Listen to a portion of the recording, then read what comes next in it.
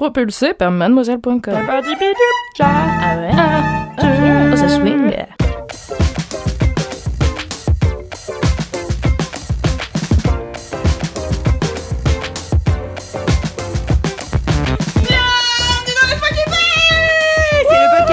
du kiff et de la digression, le podcast du kiff et de la digression. Nous sommes à l'épisode 57 et vous écoutez Laisse-moi kiffer avec la brigade du kiff. Yes. Et tout le monde sature. Bienvenue. C'est toi qui as commencé. Oui, c'est vrai.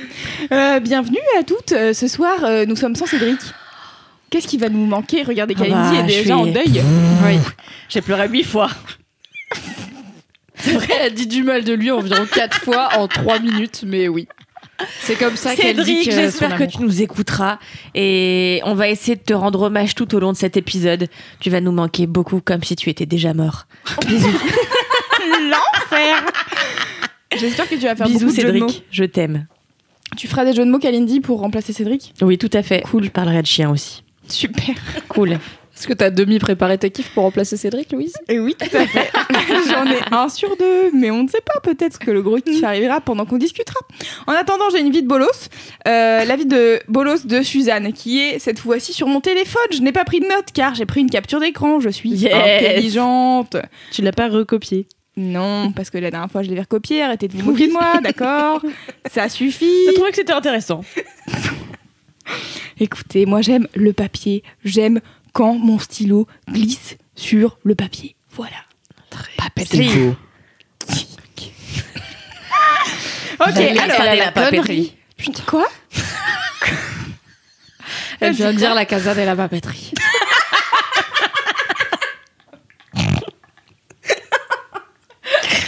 Oh, ça va être long ce podcast. Je sens que ça va être long. oui. Alors.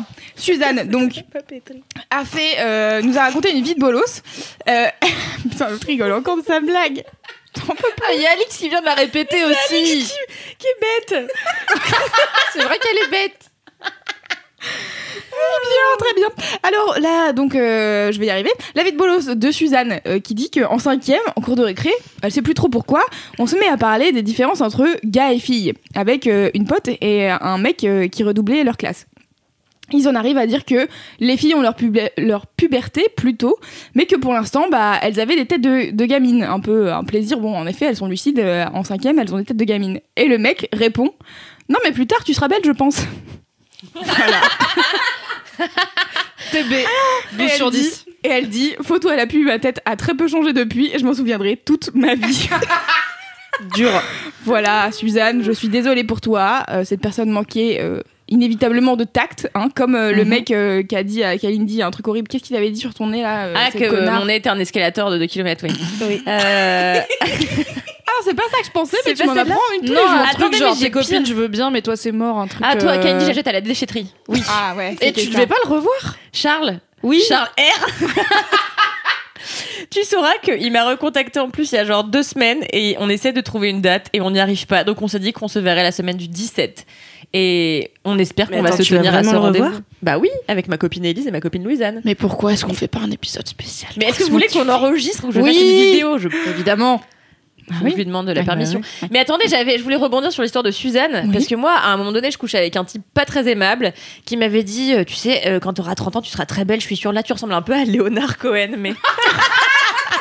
Il est très beau, Léonard Cohen, déjà. Et en fait, il me dit non, mais sois flatté, moi c'est un de mes musiciens préférés. Du coup, moi j'étais allée voir Léonard Cohen en me disant peut-être c'est un mec un peu androgyne et tout, je sais pas, peut-être il a. Ah, très peu, hein. Et en fait, non, tu vois. Vraiment une tête d'homme, Léonard Cohen. Il a un nez d'escalator de 2 km, tu vois, donc finalement tout est lié. Ah putain, Léonard Cohen, c'est quand même un gros bâtard. C'est dur, hein. Ouais, c'est abusé. Et mon ami Elise Piecoq, qui aussi un jour m'a dit que je ressemblais à Adrienne Brody, voilà. Mais Adrienne Brody, on le baise. Donc c'est bien. Ouais, de ouf. Et pour le coup, il est tout fin et tout, tu vois. Adrienne Brody, en meuf, on le baise aussi. Une espèce de grand goéland. Mais bon, oui, je comprends l'idée, quoi. Tu l'as, visuellement, tu l'as, quoi. Le grand goéland. Est-ce que vous avez des commentaires ou pas spécialement? Alors j'ai pas de commentaires, j'ai un message à faire passer. Ok. Car voilà, ça fait un petit moment que j'ai pas fait Laisse-moi kiffer et du coup il fallait que je décide c'est quoi mes kiffs de retour. Sauf que le problème avec cette commu, que j'aime beaucoup mais quand même, c'est que à chaque fois dans ma putain de vie que je parle d'un truc sur Instagram par exemple ou sur Mademoiselle, il y a des gens qui viennent me dire ah bah on saura c'est quoi ton prochain kiff. Et moi j'aime pas être prévisible dans la vie. Du coup je me dis bah voilà, bah maintenant ça va pas être un kiff puisque une personne a deviné. Et du coup soit je me censure et j'arrête de dire sur mon Instagram que j'ai bu du Porto à Porto et mangé des sardines à Porto et voilà, je vais arrêter de parler de Porto car ce ne sera pas mon gros kiff, car tous les putains de gens en DM ils étaient là on sait ça va être quoi ton gros kiff de rentrée, et du coup je suis là bah non c'est chiant, Porto c'est sympa, allez-y c'est tout. Du coup peut-être gardez pour vous vos réflexions de je suis sûre que tu vas en parler, laisse-moi kiffer parce que personnellement ça me casse mon groove. Oh la meuf. Dites-le à d'autres gens, moi j'aime bien surprendre comme ça, j'aime bien être me dire que je suis là où on ne m'attend pas et pas là où tout le monde s'est dit ouais bah ça va être ça son gros kiff, voilà. Ok, donc juste les gens vont se le dire et te le diront pas et ils seront là ah bah j'en étais sûre que ça serait ça son gros kiff. Dites-le à Kalindi, envoyez un message à Kalindi pour dire je suis sûre que le gros kiff de Mimi ça va être ça, elle s'en bat les couilles et comme ça moi je suis là en mode je vais vraiment les surprendre alors que pas du tout, très prévisible. Mais sinon, moi je regarde pas tes j'arrête. stories, du coup les gens vont m'avertir que ça va être ça tes prochains kiffs, donc ça va me spoiler aussi, du coup c'est nul. T'as qu'à regarder mes stories aussi, moi je regarde les tiennes. Non tout mais le je temps. regarde mais pas toujours, bon bref. Ce meuf t'en fait 1000 fois plus que moi, je les regarde toutes. Donc voilà, bah sinon j'arrête de raconter ma vie sur Instagram. Vous avez le Non, choix. Mimi. Personnellement, j'ai choisi de ne pas arrêter. Donc Voilà. arrêtez simplement de me dire ah là là, ça va être ça tes kiffs. Car après j'ai pas envie de les... J'ai un esprit de contradiction de con. Oh J'ai là pas envie de là. le faire quand on me dit de le faire. Je suis là, bah non, j'ai pas envie. Donc arrête. D'accord. Voilà, c'était mon message à faire passer à cette commune qui m'a tant manqué. Je suis tellement contente de revenir dans Laisse-moi kiffer avec le rayonnement de joie, de l'énergie de la rentrée qui Waouh. m'habite d'une positivité incroyable. Si Voilà. peu passif-agressif finalement. Jamais le sel, tu sais. Mais non. Toujours sans sel. Bien sûr. Eh bien, écoutez, moi, j'ai un commentaire mignon pour compenser celui de Mimi. C'est Lise qui nous suit sur Insta qui a envoyé un message en disant que depuis qu'elle écoute Laisse-moi kiffer, elle met dans son journal intime une page dédiée à ses kiffs du moment. Et donc, elle a envoyé une photo avec ses kiffs du moment. Et donc, forcément, dedans, il y avait LMK. Donc, j'étais là, oh, trop mimes. Et en plus, elle l'a appelé, genre, et en fait, sa page de kiff, ça s'appelle Mes pistaches. Et j'ai trouvé ça trop bien. Voilà. Il faut vraiment qu'on soit sponsorisé par une marque de pistache. Ouais, c'est plus stop, là. possible, hein. Bah alors, Stop Ok. not making money. Si vous avez des gens autour de vous qui travaillent dans la pistache vie, donnez-leur le mail de Kalindi. LMK. Laisse-moi kiffer. Laisse-moi kiffer à mademoiselle.com. Une vraie adresse mail pour le coup. ça, c'est vrai. Et dites-leur, on prend tous les cas. Ouais, Ouais. tout l'argent, même les centimes. Non, pardon. 2 € le sponsor podcast. Bon, d'accord. Voilà, c'était mes commentaires. Moi, j'ai une petite annonce à faire. C'est que Louise m'a gentiment proposé de co-animer cette émission aujourd'hui. Donc, je vais demander à tout le monde, et notamment Kalindi, de respecter quand je dis des trucs. Le podcast de la bonne humeur. Je suis vraiment entourée par les pires gonzesses, putain. J'en peux plus. À ma droite, la meuf qui veut pas qu'on lui écrive des trucs sur Instagram. À ma gauche, mon ancienne stagiaire qui me bolosse maintenant. Non, parce qu'il faut savoir que tout à l'heure, j'ai demandé à Kalindi ses kiffs pour préparer l'émission. Et elle m'a tout simplement répondu TG. La pire personne. Donc voilà, ça m'a un peu cassé mon assurance pour ce soir. Putain, Voilà. Pardon. Très bien, ça va aller, Alix. J'ai confiance en toi. Ouais, Alors, moi du aussi. coup, voilà, je me demandais si c'était pas le moment des mini-kiffs du coup. Peut-être. J'essaye. Moi, C'est tout à fait le moment des mini-kiffs. Les mini-kiffs, c'est les mini-kiffs. Les mini-kiffs, c'est les mini-kiffs. C'était bien, c'était au bon Bravo. moment. Bravo. Du coup, est-ce qu'on commencerait pas par Mimi? Allez, ok, let's go. Alors, mon mini kiff est J'ai l'impression que je vais le faire en Julien Lepers. Je suis un podcast sur une obsession littéraire de Mimi, adapté en série télé, très attendue. Je suis un podcast pas sur Game of Thrones, mais presque sur Game of Thrones, donc je m'en sors cette fois-ci, j'ai un loophole. Mon mini-kiff, c'est un podcast anglophone, malheureusement, donc désolé d'avance à tous les gens qui ne sont pas à l'aise avec l'anglais. Alors, c'est pas un anglais compliqué, il n'y a pas d'accent et tout, mais il faut quand même parler anglais. Ça s'appelle Girls Gone Canon, et à la base, c'était un podcast d'analyse littéraire de Song of Ice and Fire, à savoir Game of Thrones, les livres. Donc, on commence sur une obsession personnelle de ma part, dont je vais arrêter de vous parler, car Game of Thrones, c'est fini. Let it go jusqu'au prochain tome. Et en fait, j'écoutais pas ce podcast quand il parlait de Game of Thrones, parce que j'en écoutais déjà trop sur Game of Thrones, et que, évidemment, il y a tant d'heures dans une journée, et 4 podcasts dédiés, plus faire le mien, c'était pas mal. Et des podcasts qui durent 3h30. Donc. Oui, évidemment, bien sûr. Oh, plutôt 1h30 celui-là. Par épisode.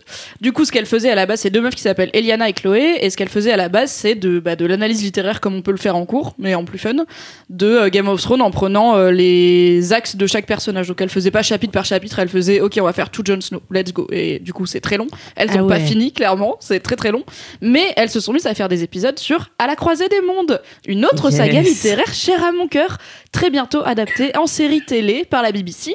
Et donc, À la croisée des mondes, c'est une saga littéraire de Philippe Pullman, c'est une trilogie qui commence, enfin là maintenant il a sorti un préquel et tout, mais à la base il y a 3 bouquins qui finissent l'histoire, et c'est un truc, c'est très compliqué à résumer, mais en gros, ça se passe dans un monde qui est à peu près le nôtre, mais en mode steampunk victorien, et l'héroïne c'est Lyra, une petite gamine assez effrontée de 12-13 ans, une petite orpheline qui a grandi dans une université à Oxford, semi-sauvage, semi-bien élevé. Et en fait, c'est un monde où tous les êtres humains ont ce qu'on appelle des démons, qui sont une représentation physique de leur âme, qui est un animal qui parle. Donc déjà, c'est trop bien. C'était ma chose préférée quand j'étais à 11 ans, petite. tu veux tellement un démon de ouf. Il change de forme en plus jusqu'à la puberté. Donc le démon de Lyra, il s'appelle Pantalémon. Et au début, elle a pas encore eu sa puberté, donc il a pas pris sa forme définitive. Et du coup, ça devient un cerf et une hermine et un papillon et machin. Et j'étais là, oh, et en plus, il parle, c'est trop bien. Donc je voulais vraiment un démon, c'est un Patronus, mais en mieux. Et en gros, c'est l'histoire de Lyra qui va plus ou moins affronter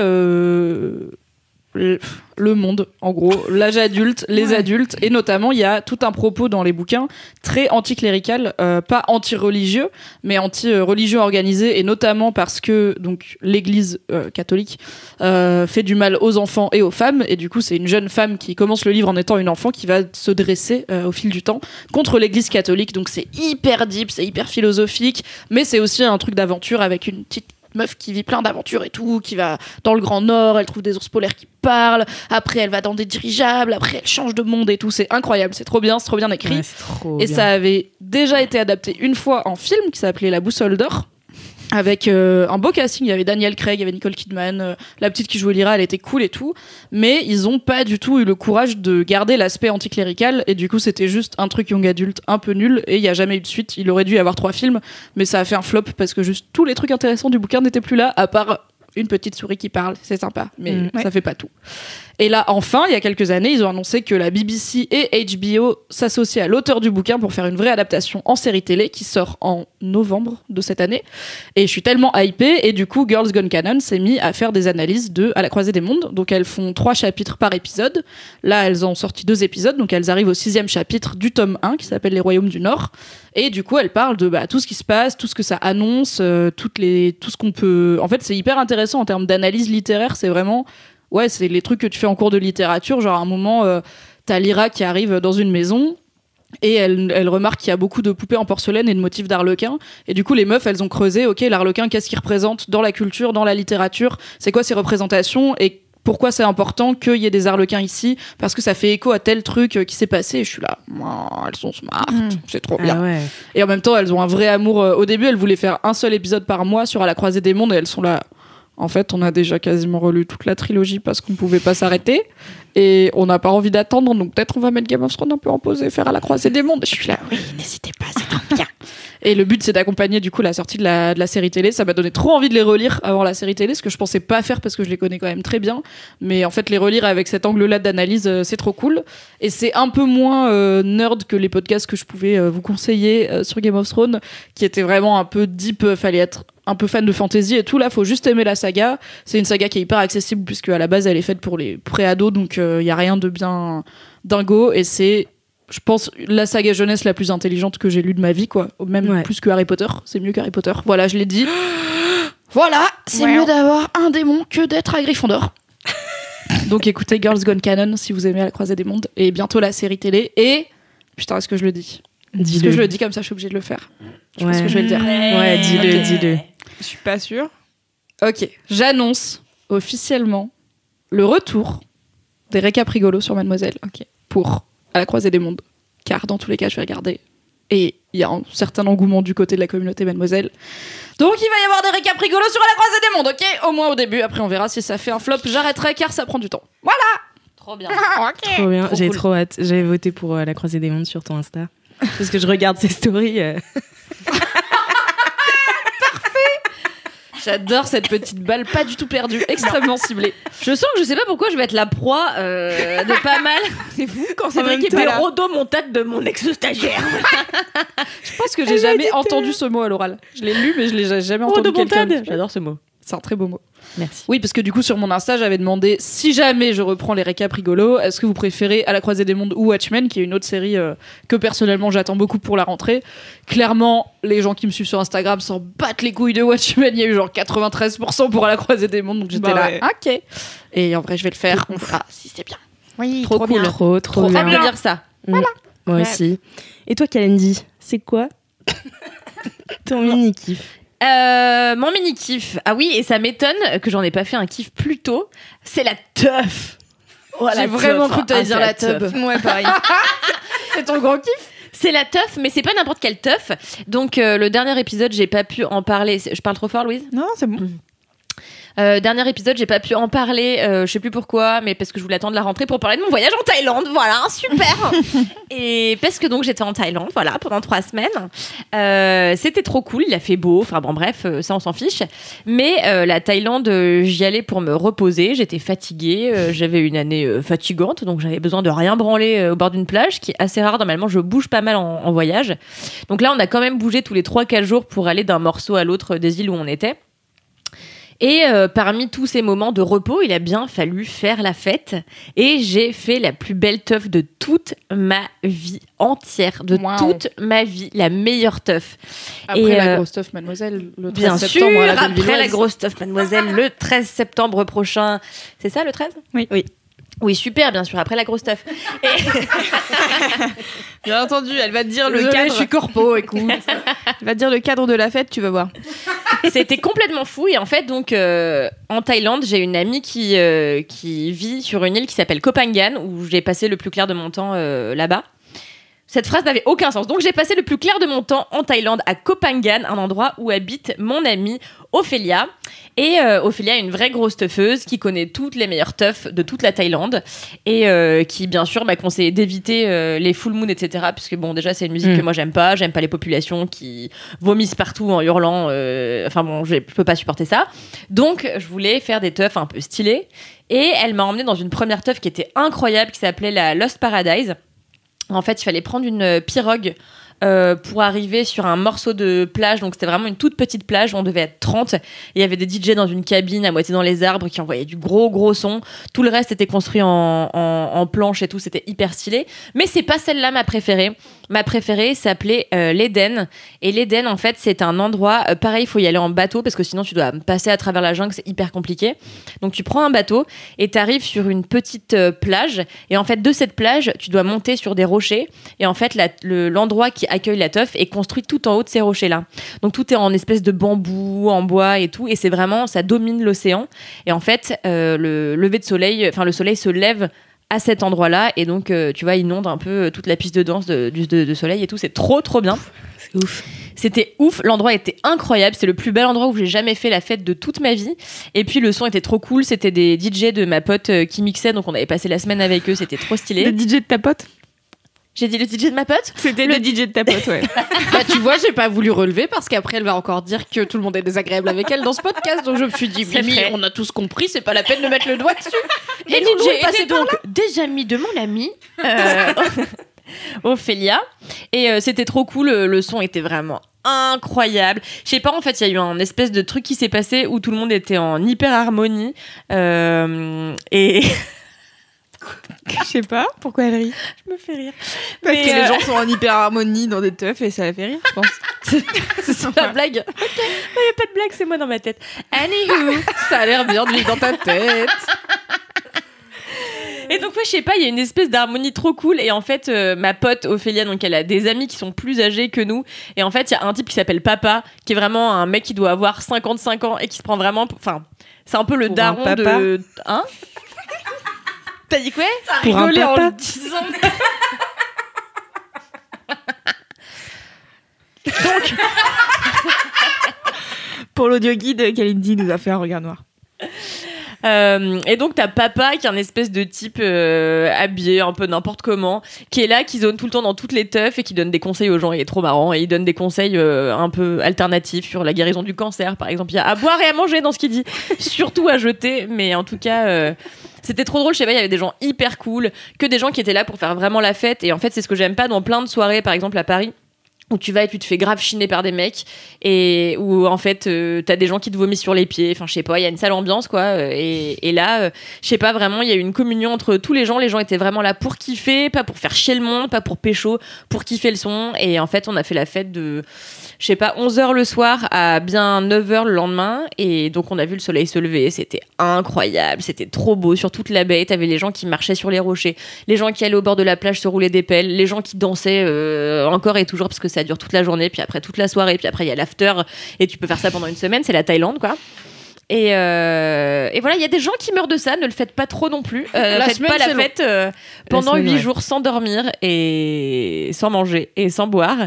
Mais en tout cas, c'était franchement la plus belle teuf que j'ai faite de toute ma vie, pour son emplacement, pour les gens trop cool qui y étaient, et puis pour le son qui était fou quoi. Voilà. J'ai plein de questions pratiques. Oui. Parce que le truc d'une teuf construite en bambou sur des rochers, je suis là, ok, où est-ce que tu fais pipi?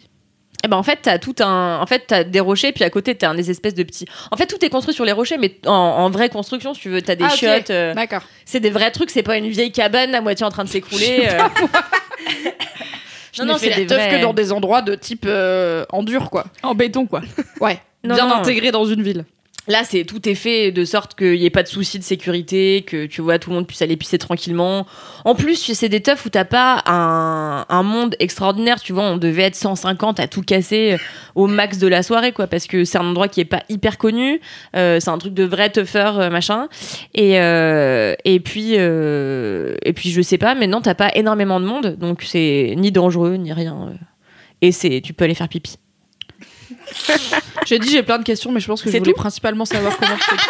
Non, s'il y a un bar et tout, genre tu peux. Ah, mais bien sûr, t'hydrater et tout. Parce que je me dis, t'as dit à un moment, genre sans manger, sans boire, je suis là. À mon avis, tous ces gens ne font pas la fête pendant 8 jours sans boire du tout. Peut-être qu'ils ne boivent pas assez d'eau. Oui, tout à fait. Oui, ils s'hydratent pas. Très bien. Mais non, mais ils s'hydratent quand même. Mais non, bien sûr, t'as des bars. Enfin, c'est une teuf normale, tu vois, un bar, des gens qui travaillent là, tout est pareil. C'est dans ma tête, c'est la plage avec DiCaprio, le truc, tu vois, en termes de solidité. Donc, non. Peu. Non, on est sur des vraies constructions. Très bien. Waouh. Ça donne envie d'y aller en tout cas. Oui, tout à fait. Moi, j'ai très envie de retourner en Thaïlande. Pour aller faire Juste ça. Pour ça. Ouais, parce que tu vois, moi, quand je suis allée en Thaïlande, c'était donc en décembre. Et moi, je savais pas qu'il y avait ce genre de teuf. Enfin, j'entendais parler de la full moon et du coup, on n'est pas allé parce que. Ouais. Même moi qui connais rien, ni à la Thaïlande ni au teuf, je sais que la full moon c'est le spring break de l'enfer avec tous les Australiens et tous les Européens qui viennent et qui sont chiants. Donc, no. Désolé si vous aimez la full moon. Chacun ses goûts, pas de soucis. Encore une fois, pas de jugement dans ce podcast. Arrêtez juste de m'envoyer des DM. Voilà. Bon, merci Kalindi. Mais de rien. Merci. Louise, c'est quoi ton mini-kiff? Oui, alors mon mini-kiff est relié à la musique, donc c'est bien, on a un bon enchaînement. Perfect. C'est merveilleux. Alors moi, je voudrais vous parler d'une boiler room. Pour les gens qui savent pas ce que c'est les boiler rooms, en gros c'est des DJ sets qui sont filmés et pendant des soirées et qui sont retransmis en direct sur l'internet mondial, et puis après ils restent sur YouTube et tu peux les réécouter à ta convenance. Et la dernière fois j'étais avec ma pote Kim, qui est une de mes meilleures amies, qui me faisait écouter une boiler room du Motel, qui est le DJ qui bossait avec Romeo Elvis pour les 2 premiers albums qu'ils ont sortis ensemble. Et je regardais la boiler room du Motel et je me rends compte à la fin que quand il finit, il y a une petite go qui arrive. Je lui dis tiens, c'est qui cette go? une DJ qui arrive pour faire la deuxième partie. Tiens, je vais regarder. Toi. Non, c'était pas moi. Inception. Et du coup, j'essaye de trouver la soirée à laquelle ils ont mixé et tout, et je tombe sur la Boiler Room de Alia, ça s'écrit A-L-I-A et pas Alia comme la chanteuse de R&B, qui est une nana qui est belge et qui a seulement 19 ans. Et qui a déjà fait sa première Boiler Room. Et donc, il faut savoir que quand t'es DJ, tu fais pas une Boiler Room au bout de 2 mois et demi, quoi. 18 comme ça, là, direct. Voilà. Et donc, elle a commencé assez tôt à mixer. Et j'ai trouvé une seule interview d'elle sur l'internet, qui est sur un site qui s'appelle La Vague Parallèle, qui est un site belge. Et en fait, ça a été lancé par Fanny Rué, qui est une meuf qui a un podcast qui s'appelle Quistax, qui a tout un. En fait, c'est une belge. Elle kiffe la musique et du coup, elle en parle partout à la RTBF. Elle a un podcast, etc. Et elle a aussi un site. Et donc, du coup, cette interview est cool parce que ça pose des questions sur toutes ses premières fois en musique, tu vois, genre premier album que t'as acheté, première soirée où t'as voyagé, qui t'a invité le plus de fois, je sais pas quoi, bref, donc des trucs vraiment de musique. Si vous aimez ça, je vous le conseille, mais surtout, je vous conseille sa Boiler Room car elle est trop cool et ça passe par plein de styles différents. Elle peut te passer des trucs de soul, funk des années 80 et puis après elle enchaîne avec un gros truc électro et t'es là, ok, et puis enfin, tu sais, tout s'enchaîne très bien et c'est vraiment trop cool. Et en fait, ce qui est impressionnant, c'est que bon bah déjà elle a 19 ans et que techniquement elle tue, enfin toutes ces transitions elles sont trop bien, etc. Et en fait il y a plusieurs moments où les platines bug un peu, tu vois, genre il y a des problèmes de son. Ça fait la même chose sur la boiler du motel et ultra pro, tu vois, au bout de 10 minutes elle commence son set, elle fait une transition mais tellement bien, je dis là trop bien, c'est quoi le morceau qui arrive? Et là le son s'arrête. Et genre, t'es là, oh non! Et donc, elle relance tout de suite un autre morceau. Mais du coup, tu vois qu'elle est là, genre, bon, bah, ok. Enfin, en mode ultra pro. Et elle a l'air grave cool. Et voilà, je trouve ça stylé. Une meuf DJ, j'adore ça. Donc, si jeune. Et oui, c'est en plus 19 piges. Je pense qu'elle a une bonne carrière devant elle.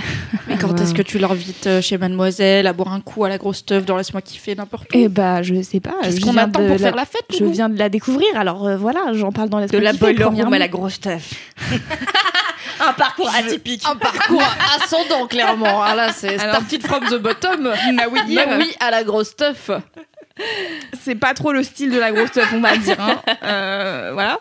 Mais non, en plus, c'est stylé. Enfin, elle a déjà été mixée dans plusieurs pays. Elle parlait d'une DJ qui s'appelle Carista, qui est une DJ néerlandaise, qui l'a invitée plusieurs fois à Amsterdam pour mixer à des soirées. Elle a mixé pour le Worldwide Festival de Gilles Peterson, donc Gilles Peterson, c'est un des papes de la musique aujourd'hui.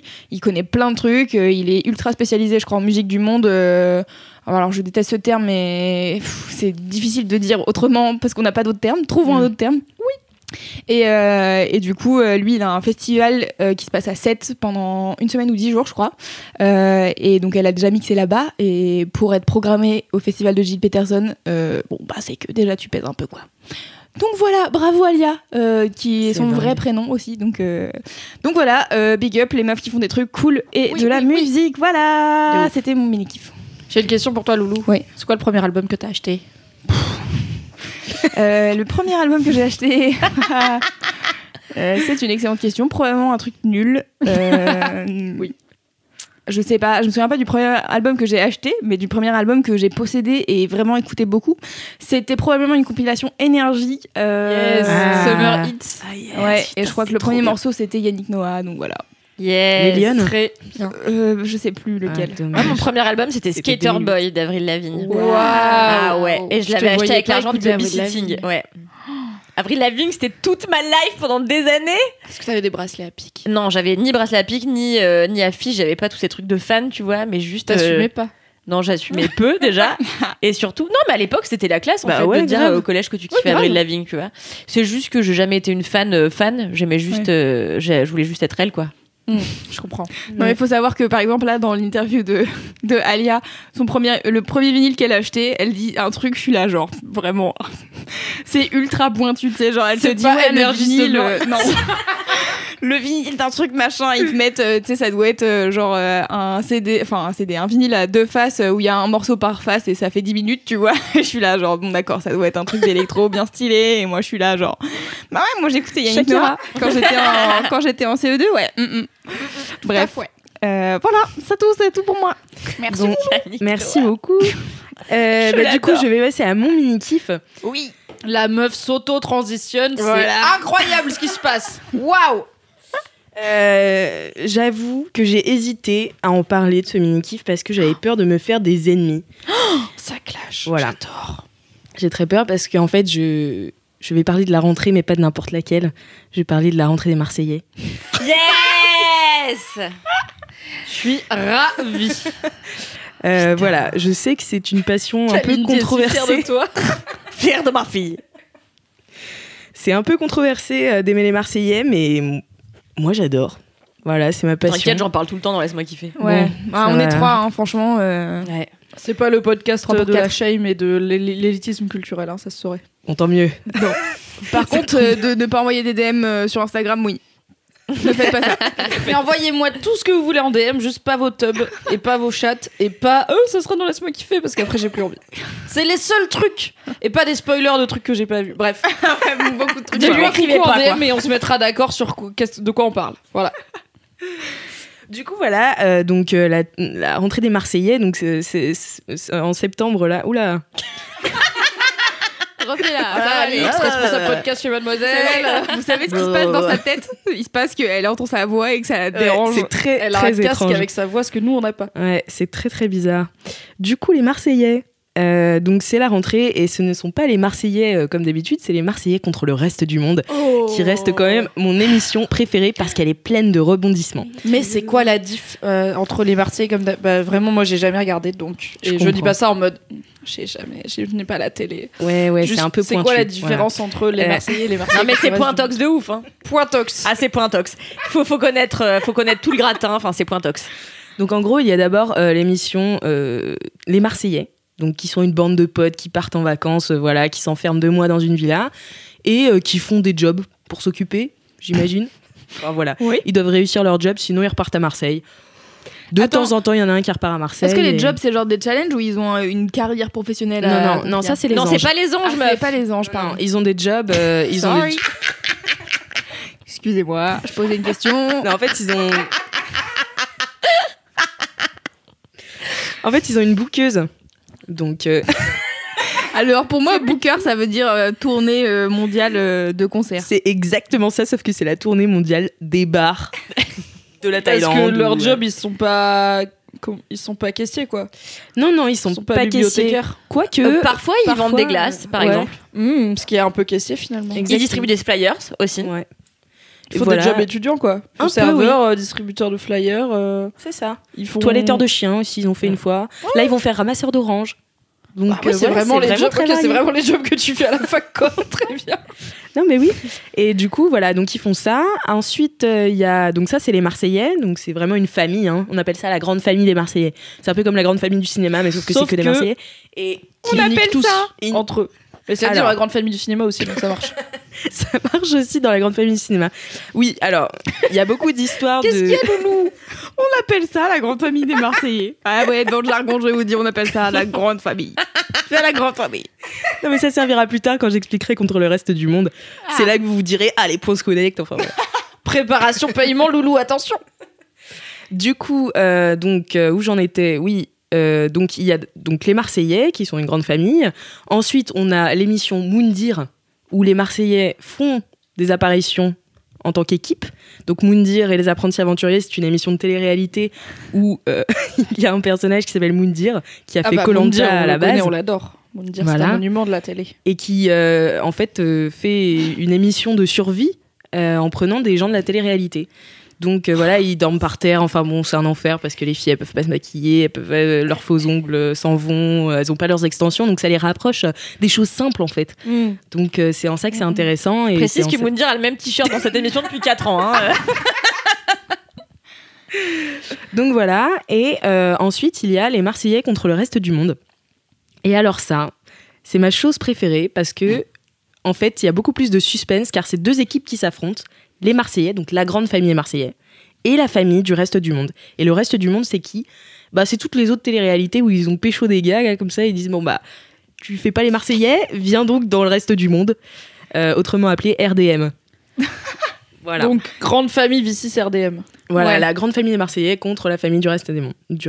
Ok. Et donc dans les font Marseillais, ils s'affrontent en épreuve. Donc ils ont 3 battles par semaine, et ainsi qu'une épreuve sportive. Et à la fin de la semaine, la famille qui a perdu. Louise, pourquoi tu rigoles? Parce que je me souviens de certaines épreuves sportives et je ris. Bah là, la dernière, ils avaient des masques de chevaux. Ça a l'air con. C'est génial. C'est des débiles avec des masques de chevaux qui font genre de la lutte. Non, mais oui, non, ils traînaient un char. Bah oui, logique. Chevaux, char, G. Très bien. Donc c'est voilà. un kink, mais c'est un peu niche. Donc voilà, et donc ils s'affrontent, et à la fin de la semaine, quand il y en a quand il y a une famille qui a perdu plus de points que l'autre, car chaque battle leur apporte des points. Mais attends, du coup, il y a les épreuves sportives et les battles, c'est quoi? Les battles, c'est des jobs, comme dans les Marseillais. Ah, c'est le truc des jobs. Et c'est Voilà. genre. Qui fait mieux, quoi. Ouais, qui fait mieux, ouais. Qui rapporte le plus de thunes ou qui Par s'en sort exemple, le là, ils mieux, avaient ou- un photoshoot avec des fumigènes. J'aime le concept de job. Mais attends, mais dans ces jobs, ils ont des managers et tout? Oui, bah, ils ont Ils toujours ont des une collègues, bouqueuse. qui sont tous filmés, du coup, qui passent tous dans les Marseillais? Ah, Alors, il y a un Attends, photographe mais- en général. Mais t'es zinzin. Mais attends, mais moi j'ai arrêté la télé-réalité à Top Chef si tu veux, donc je suis extrêmement tata de 44 ans dans la vie, tu vois. Des fois avec ma petite sœur, quand on était en gueule de bois, on se faisait la semaine des reines du shopping histoire de bitcher, mais Je comprends. à part ça, je ne sais pas. En fait, qu'est-ce qu'ils font Bah, ils de font... leur journée? C'est ça. Je ne Alors, sais pas. Puisqu'ils la peuvent journée- sortir, donc c'est pas comme Secret Story où t'es enfermé, tu vois, ça je vois. Mais du coup, ils sortent, ils ont des jobs, mais avec son père qui bosse avec eux, donc c'est juste genre ils sont là, ils donnent des flyers, je sais pas ça. Je sais En pas, fait, c'est bizarre. En fait, c'est toute la journée, donc ils sont dans cette immense villa, et ils essaient de se mettre en couple les uns les autres. C'est ça, Ça, leur c'est intérêt principal. le job principal. C'est le job principal de Julien, le roi des Marseillais, Julien, et je le sais roi qui des c'est. problèmes. Julien Parce que Tanti. j'ai lu l'article de Kalindi Voilà. sur les Marseillais. Donc, J'ai vraiment l'impression Cette année, d'être il a ma un mère. carnet Ouais. pour pas oublier les problèmes, alors il note tout. Putain, j'ai Putain. envie qu'on ait un segment les problèmes dans Laisse-moi kiffer maintenant. Problème. Ah ouais Mais ça serait quoi les problèmes? Mais Kalindi a mal Cédric, parlé à la dernière Cédric. fois, il a trouvé. Tous les petits trucs en off, tu vois, qu'on voit pas. Grave. Cédric qui est arrivé en retard, bah on le dit à chaque fois, hein, donc. Oui, c'est vrai. Oui, Non, on mais le ça dira dans pourrait la être les section des problèmes. problèmes Ça pourrait être les problèmes dans nos vies, tu vois, pas forcément entre nous là, comme ça, Ah, où on ok. s'aime bien, ça pète l'ambiance. Ça pourrait être les problèmes. Bon, allez, je le dis, Mimi Jiken, ton mec. Parce que c'est ça qui se passe dans Je les le Marseillais. note dans le carnet. C'est que je t'en voudrais même pas. Je serais juste là en mode, bah alors, machallah. Belle top ou pas? Oui. Non, mais tu sais que, genre, en plus, c'est trop drôle parce que donc il a son carnet, là, ce bolo, je l'adore. Et. Donc l'autre jour, t'as Maëva qui, moi, est ma préf. Donc Maëva, c'est une brune très incroyable. plantureuse, elle est extraordinaire. Si c'est ta préf, je pars du principe que c'est la best chouin. Ah bah c'est la best chouin. Voilà. Ouais. Non, mais ouais. C'est la best chouin. Et elle va voir Julien, lui dit bon, tu le dis pas, tu jures que ça reste entre nous. Je Voilà, suis la meilleure chose. Mais stop. Elle dit bon bah voilà, en fait, j'ai roulé une pelle à Anthony à Paris et tout. Et là, ok, pas de souci, je le dis pas. Et là, il se lève, il fait les problèmes. Une passion. Ouais, voilà. Et du coup, c'est cette année, donc c'est ma passion de découvrir les nouvelles personnalités du reste du monde qui viennent à chaque fois. Et là, il y en a une belle, car il s'appelle Sebi Daddy. Et Sebi Daddy. Sebi Daddy, c'est King Sebi Daddy. Donc, il a fait Moundir avec Maëva et Greg juste avant. Et donc, Sebi Daddy, voilà, il a fait une école de commerce, donc il se considère comme grand stratège. Et il est Comme les connards à Koh-Lanta en chemise bleu ciel qui sont là. Écoute, moi j'ai divisé les ressources qu'on a, donc à mon avis on va tenir. Je suis là. Dans 2 jours tu manges du riz comme tout le monde, c'est pareil. Mais enfin voilà, et du coup Seb c'est ma personne en fait il est irréel. Il est irréel, on dirait pas que c'est une vraie personne, on dirait qu'il joue un jeu tellement il est C'est sans doute débile. parce que c'est un acteur.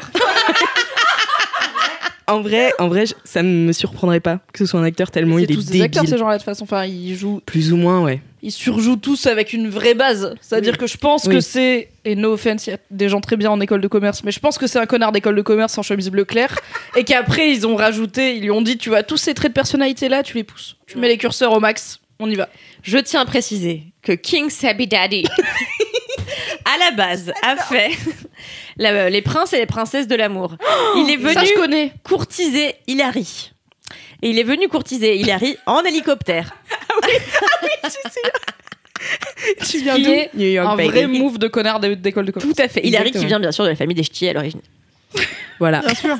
Donc, j'ai l'impression d'être dans c'est le Marvel Cinematic Universe, mais exactement ça. W9 Cinematic Universe. Mais ça, je comprends mieux finalement. Ça, c'est plus facile pour moi. Il y a peut-être moins de personnages. Oui. C'est sûr même. Tu sais, ça tourne autour de 20 connards en vrai. Hein. Bah ça dépend, il y en a qui viennent, il y en a qui partent, il y en a qui reviennent. Ouais, enfin en vrai, chaque année t'en as 3 nouveaux et en fait souvent ils restent pas ou du coup t'as un noyau solide. Et là, Sebi Daddy, depuis qu'il est arrivé il y a 3 ans dans le game de la télé-réalité, il fait toutes les télé-réalités de l'univers parce que vraiment le mec est très bon. Énergie de W9, il est insupportable. Ouais, mais bon, vu qu'il y en a 5 sur chaque chaîne. Ça fait des chèques à la fin, quoi. C'est ça. Il fait ses heures d'intermittent du spectacle. Qu'est-ce qu'il avait dit dans Moundir ? Je me souviens que je t'avais rapporté une phrase qu'il avait dit dans Moundir. Attends, je crois que je l'ai là. Il était donc c'était la survie dans Moundir. Hein, donc il était assis sur son rocher face à la mer. Déjà, c'est comme ça qu'on survit, oui. Bah oui. Et puis il était un peu dans une période down. Enfin voilà, c'était plus le King Sebi Daddy, c'était juste Sebi Daddy. Et du coup, il regardait vers le large comme ça et puis il était là. Peut-être que c'est pas fait pour moi la survie. Peut-être que je suis juste fait pour vivre dans une villa. Mais tu sais que je me dis ça tellement souvent, quoi. Mais moi aussi. Peut-être que je suis juste faite pour vivre dans une villa. Exactement. Donc j'ai plein de points communs avec Sebi Daddy. Donc voilà, je le suis. J'ai vraiment hâte de continuer de le suivre cette saison des Marseillais. Est-ce que tu regardes vraiment en full second degré ou vraiment tu t'attaches un peu aux gens quand même ? Ah non, moi je m'attache à 100%. Non, moi je m'attache au début. Sérieuse d'un coup, genre Louise, je suis attachée émotionnellement. Okay. Bah non, si je regardais au second degré, ce serait de la méchanceté. Je peux pas. Non mais c'est vrai. Mais je pose la question parce que en fait, depuis tout à l'heure, on rigole et tout, mais c'est des vrais trucs où on a envie de savoir la suite et de savoir. Enfin, moi, je sais que pendant un temps, je regardais Les Anges, je dirais, et il y avait Kevin et sa meuf Carla. Ouais, c'est toujours, ils sont toujours ensemble, elle attend un enfant. Ah non, oui, elle attend un enfant. Oui, elle attend. Voilà, bonne idée. Et excellente idée. Parce qu'il faut savoir que Kevin, dans Les Marseillais, il est surnommé le Jaguar. Car comme il Joey Star. pécho toutes les meufs. Et pas parce qu'il a une voix. Bref. Et donc, du coup, à chaque fois, à chaque saison, il y a toujours des problèmes. Et des problèmes, bien sûr, exacerbés par Julien Tanti. Et la meuf, elle se fait... J'ai envie d'avoir un Julien Tanti dans la vie. Mais en fait, la meuf, elle se fait bolos, mais tellement fort. Enfin, alors, c'est-à-dire que vraiment, lui, il fait de la merde, et après, il retourne le problème pour dire que ça vient d'elle, tu vois. Et elle est là... Peut-être on est sur une belle relation toxique. Ah non, on est sur une relation toxique à 200%. Et du coup, enfin, moi... Genre, je regarde ça, et d'un côté, je suis là, ils sont trop... Enfin, genre, c'est trop marrant, et ils sont un peu teubés des fois quand même. Et en même temps, tu sais, je suis un peu genre, j'espère qu'un jour, elle va le tège, et qu'elle va lui dire, non, en fait, tu dégages maintenant, tu m'as saoulée. Et des fois, en fait, parfois, elle essaye, et elle se fait bolos. Et en fait, je trouve que... Enfin, tu vois, genre, sans être dans le second degré tout le temps et tout, je trouve que c'est un exemple hyper extrapolé de la vie en société, en fait. Tu vois, genre, ils sont par groupe et tout. Dès qu'il y en a un qui fait la gueule à truc, bah, tout le monde doit faire la gueule à machin. Et je suis là, genre, c'est le collège, mais à la télé. Bah, mais les réalités, quoi, c'est tout. Le collège, ça s'arrête pas. Enfin, si j'allais dire le collège, ça s'arrête pas à l'âge adulte, mais c'est une phrase extrêmement conne.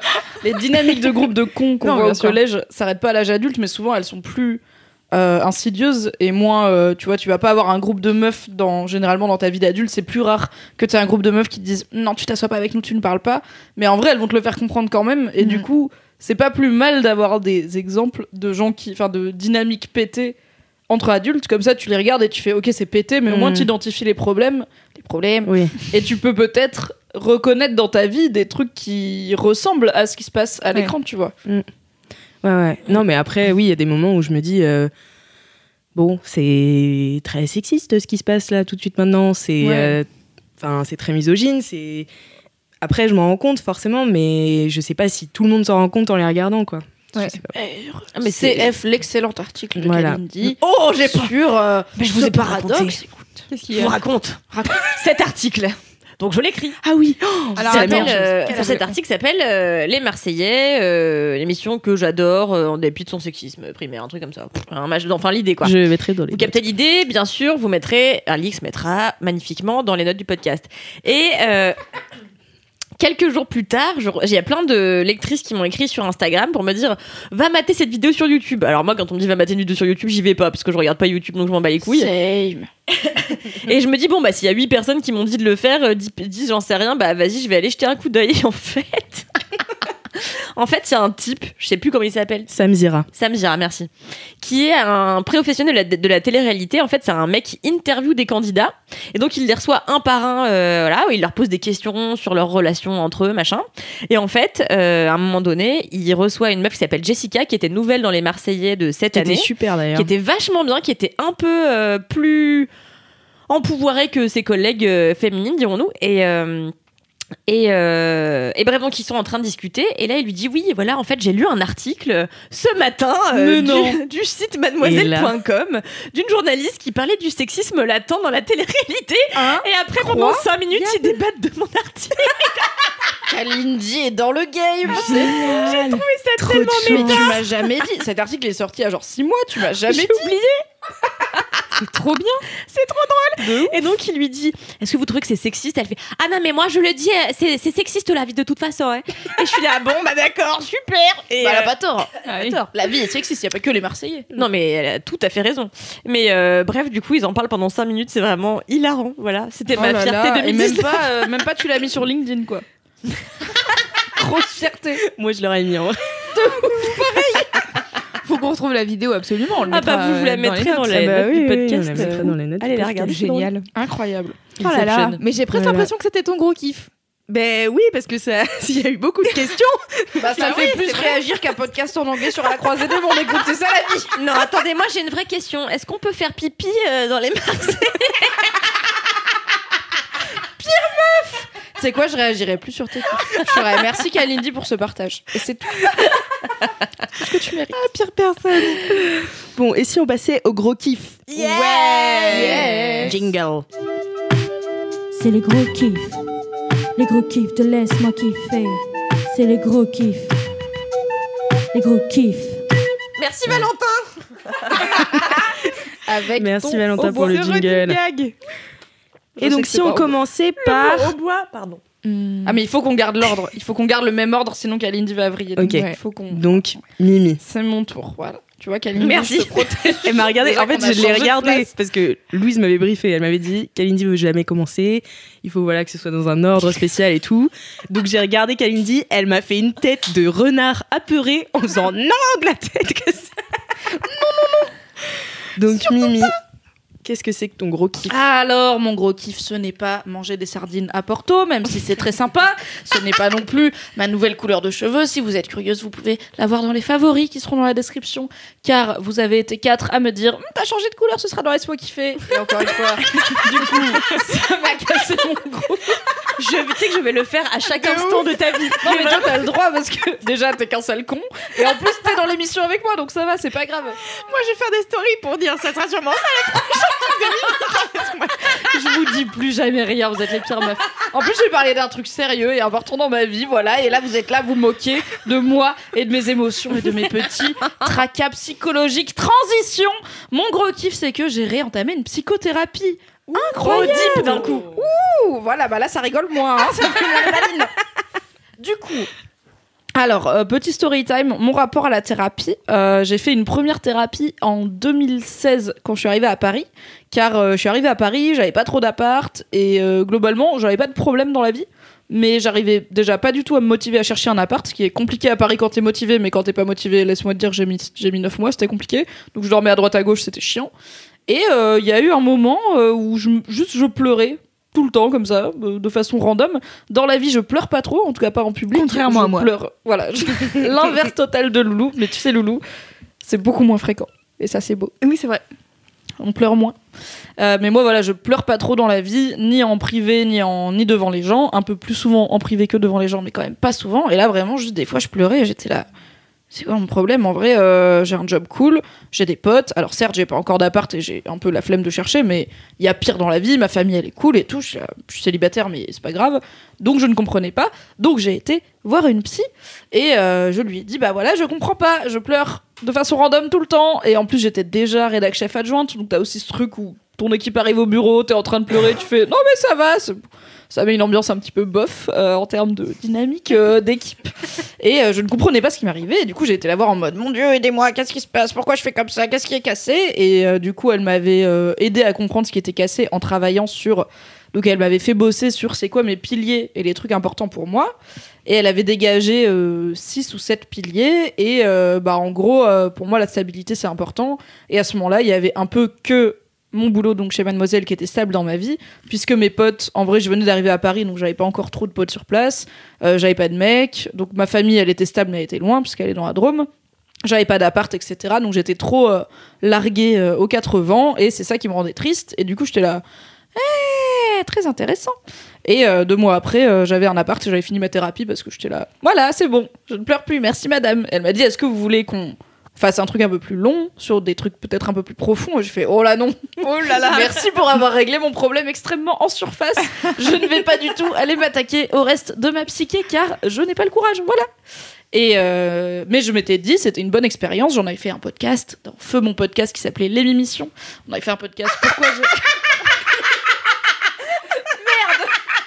Je pensais que tu savais. Fut un temps, tous les podcasts de Mademoiselle avaient des jeux de mots. Voilà. On avait les mifions, on avait les mimifions. Enfin bref, c'était. C'est bien qu'on ait arrêté. C'était une autre période. Mais du coup, j'avais fait un truc sur pourquoi j'ai été voir un psy, qui était chouette et tout.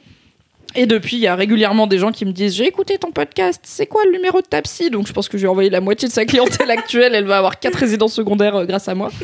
Je vous donne, voilà, je mettrai si vous voulez son Doctolib dans les liens de ce podcast, comme ça c'est fait. Elle s'appelle Marie Digé, elle prend pas très cher, elle est sympa, allez-y. Et depuis, j'ai pas vraiment refait de thérapie parce que j'avais pas envie de m'attaquer aux gros sujets. Je sais à peu près c'est quoi mes gros sujets. J'ai notamment une phobie administrative de con, donc tout ce qui est papier, c'est pas mon truc. Je crois que t'en avais parlé dans un épisode de LMK. C'est possible. Je sais plus quand. Mais peut-être qu'à un moment, je crois que c'était un des premiers, ouais. Peut-être qu'à un moment, mon kiff, ça a été d'ouvrir une lettre sans paniquer. J'étais là, vous vous rendez compte? J'ai ouvert une lettre qui avait l'air officielle sans paniquer. Ça va mieux, mais c'est toujours pas dingo. Et bon, en gros, j'arrive à un point où je me dis, il y a des trucs qui me ralentissent dans ma vie et j'en ai marre que ça me ralentisse, donc let's go. Et du coup, là, je suis dans une période assez avec plein de nouveautés pour moi, puisque donc j'ai eu une promotion, je suis devenue rédac chef. Celles et ceux qui ont suivi ont pu suivre que ça s'est pas passé de la façon la plus chill et tranquille possible. Il y a eu des rebondissements, on va dire, ça a secoué un peu, mais je suis très contente de ce job et je le voulais et je le fais et c'est cool. Je vais peut-être changer d'appart, j'ai ma bande de potes qui est un peu en train de se casser la gueule, du coup j'essaye de trouver des nouveaux potes, nani nana, plein de choses qui se passent dans ma vie, et du coup je me suis dit bon bah c'est le bon moment pour réentamer une thérapie. Donc j'ai été voir une autre psy parce que celle que j'avais en 2016, elle était trop douce, je pense, pour moi, vraiment très gentille, un cabinet très cocon, très câlin, et j'étais là on va arriver au truc dur, et les trucs durs je vais essayer d'esquiver, je vais vraiment essayer de la lui faire à l'envers, de faire zouï badaboum clairement. Et du coup il me faut une meuf que j'identifie, enfin une ou un psy, mais il se trouve que c'est une femme, que j'identifie comme un peu plus avec plus de poigne et un peu plus sévère et plus détachée émotionnellement, même si ma première psy au final était très bien, mais c'est juste des besoins différents. Et du coup j'étais voir une autre psy et j'ai fait que un rendez-vous, donc j'ai pas une longue thérapie à vous raconter, on va se voir toutes les 3 semaines et voir ce qui se passe, mais c'était cool en fait de juste déjà il y a un côté tu prends du temps pour toi, c'est cool. Et du coup en fait je l'avais déjà vu il y a 1 an, mais finalement c'était trop compliqué pour moi de prendre le temps et l'argent de faire une thérapie suivie, donc on s'était pas beaucoup vu. Donc là je suis revenue, j'étais là, alors en 1 an il s'est passé plein de trucs. Elle était oui quand même, elle a fait 4 pages de notes recto verso en mode ok on y va, beaucoup de choses et tout. Et du coup elle m'a demandé c'était quoi mes besoins, donc je lui ai dit voilà, j'ai une phobie administrative que j'aimerais bien gérer, je pense que j'ai tendance à un peu éviter des fois mes fragilités émotionnelles et j'aimerais bien apprendre la vulnérabilité car c'est pas si mal, et que je passe ma vie à dire aux gens c'est bien d'être vulnérable, il faut pas en avoir honte, et après est-ce que je le fais bof, bif bof dans ma vie, faites ce que je dis, pas ce que je fais. Et voilà, quelques trucs que j'ai envie de gérer, et elle m'a donné un premier exercice de gestion de mes émotions où en gros le premier pas pour les gérer c'est les identifier, donc c'est un truc de quand je ressens que j'ai des émotions un peu atypiques ou particulièrement fortes ou quoi, il faut que je me pose et que je note c'est quoi la situation, c'est quoi l'émotion, qu'est-ce que ça... Pourquoi elle se marre là-bas? Parce que j'imagine ce que ça serait dans ma vie et ça serait long. La situation, il y avait plus de gaufrettes au Franprix. L'émotion, la vie est finie.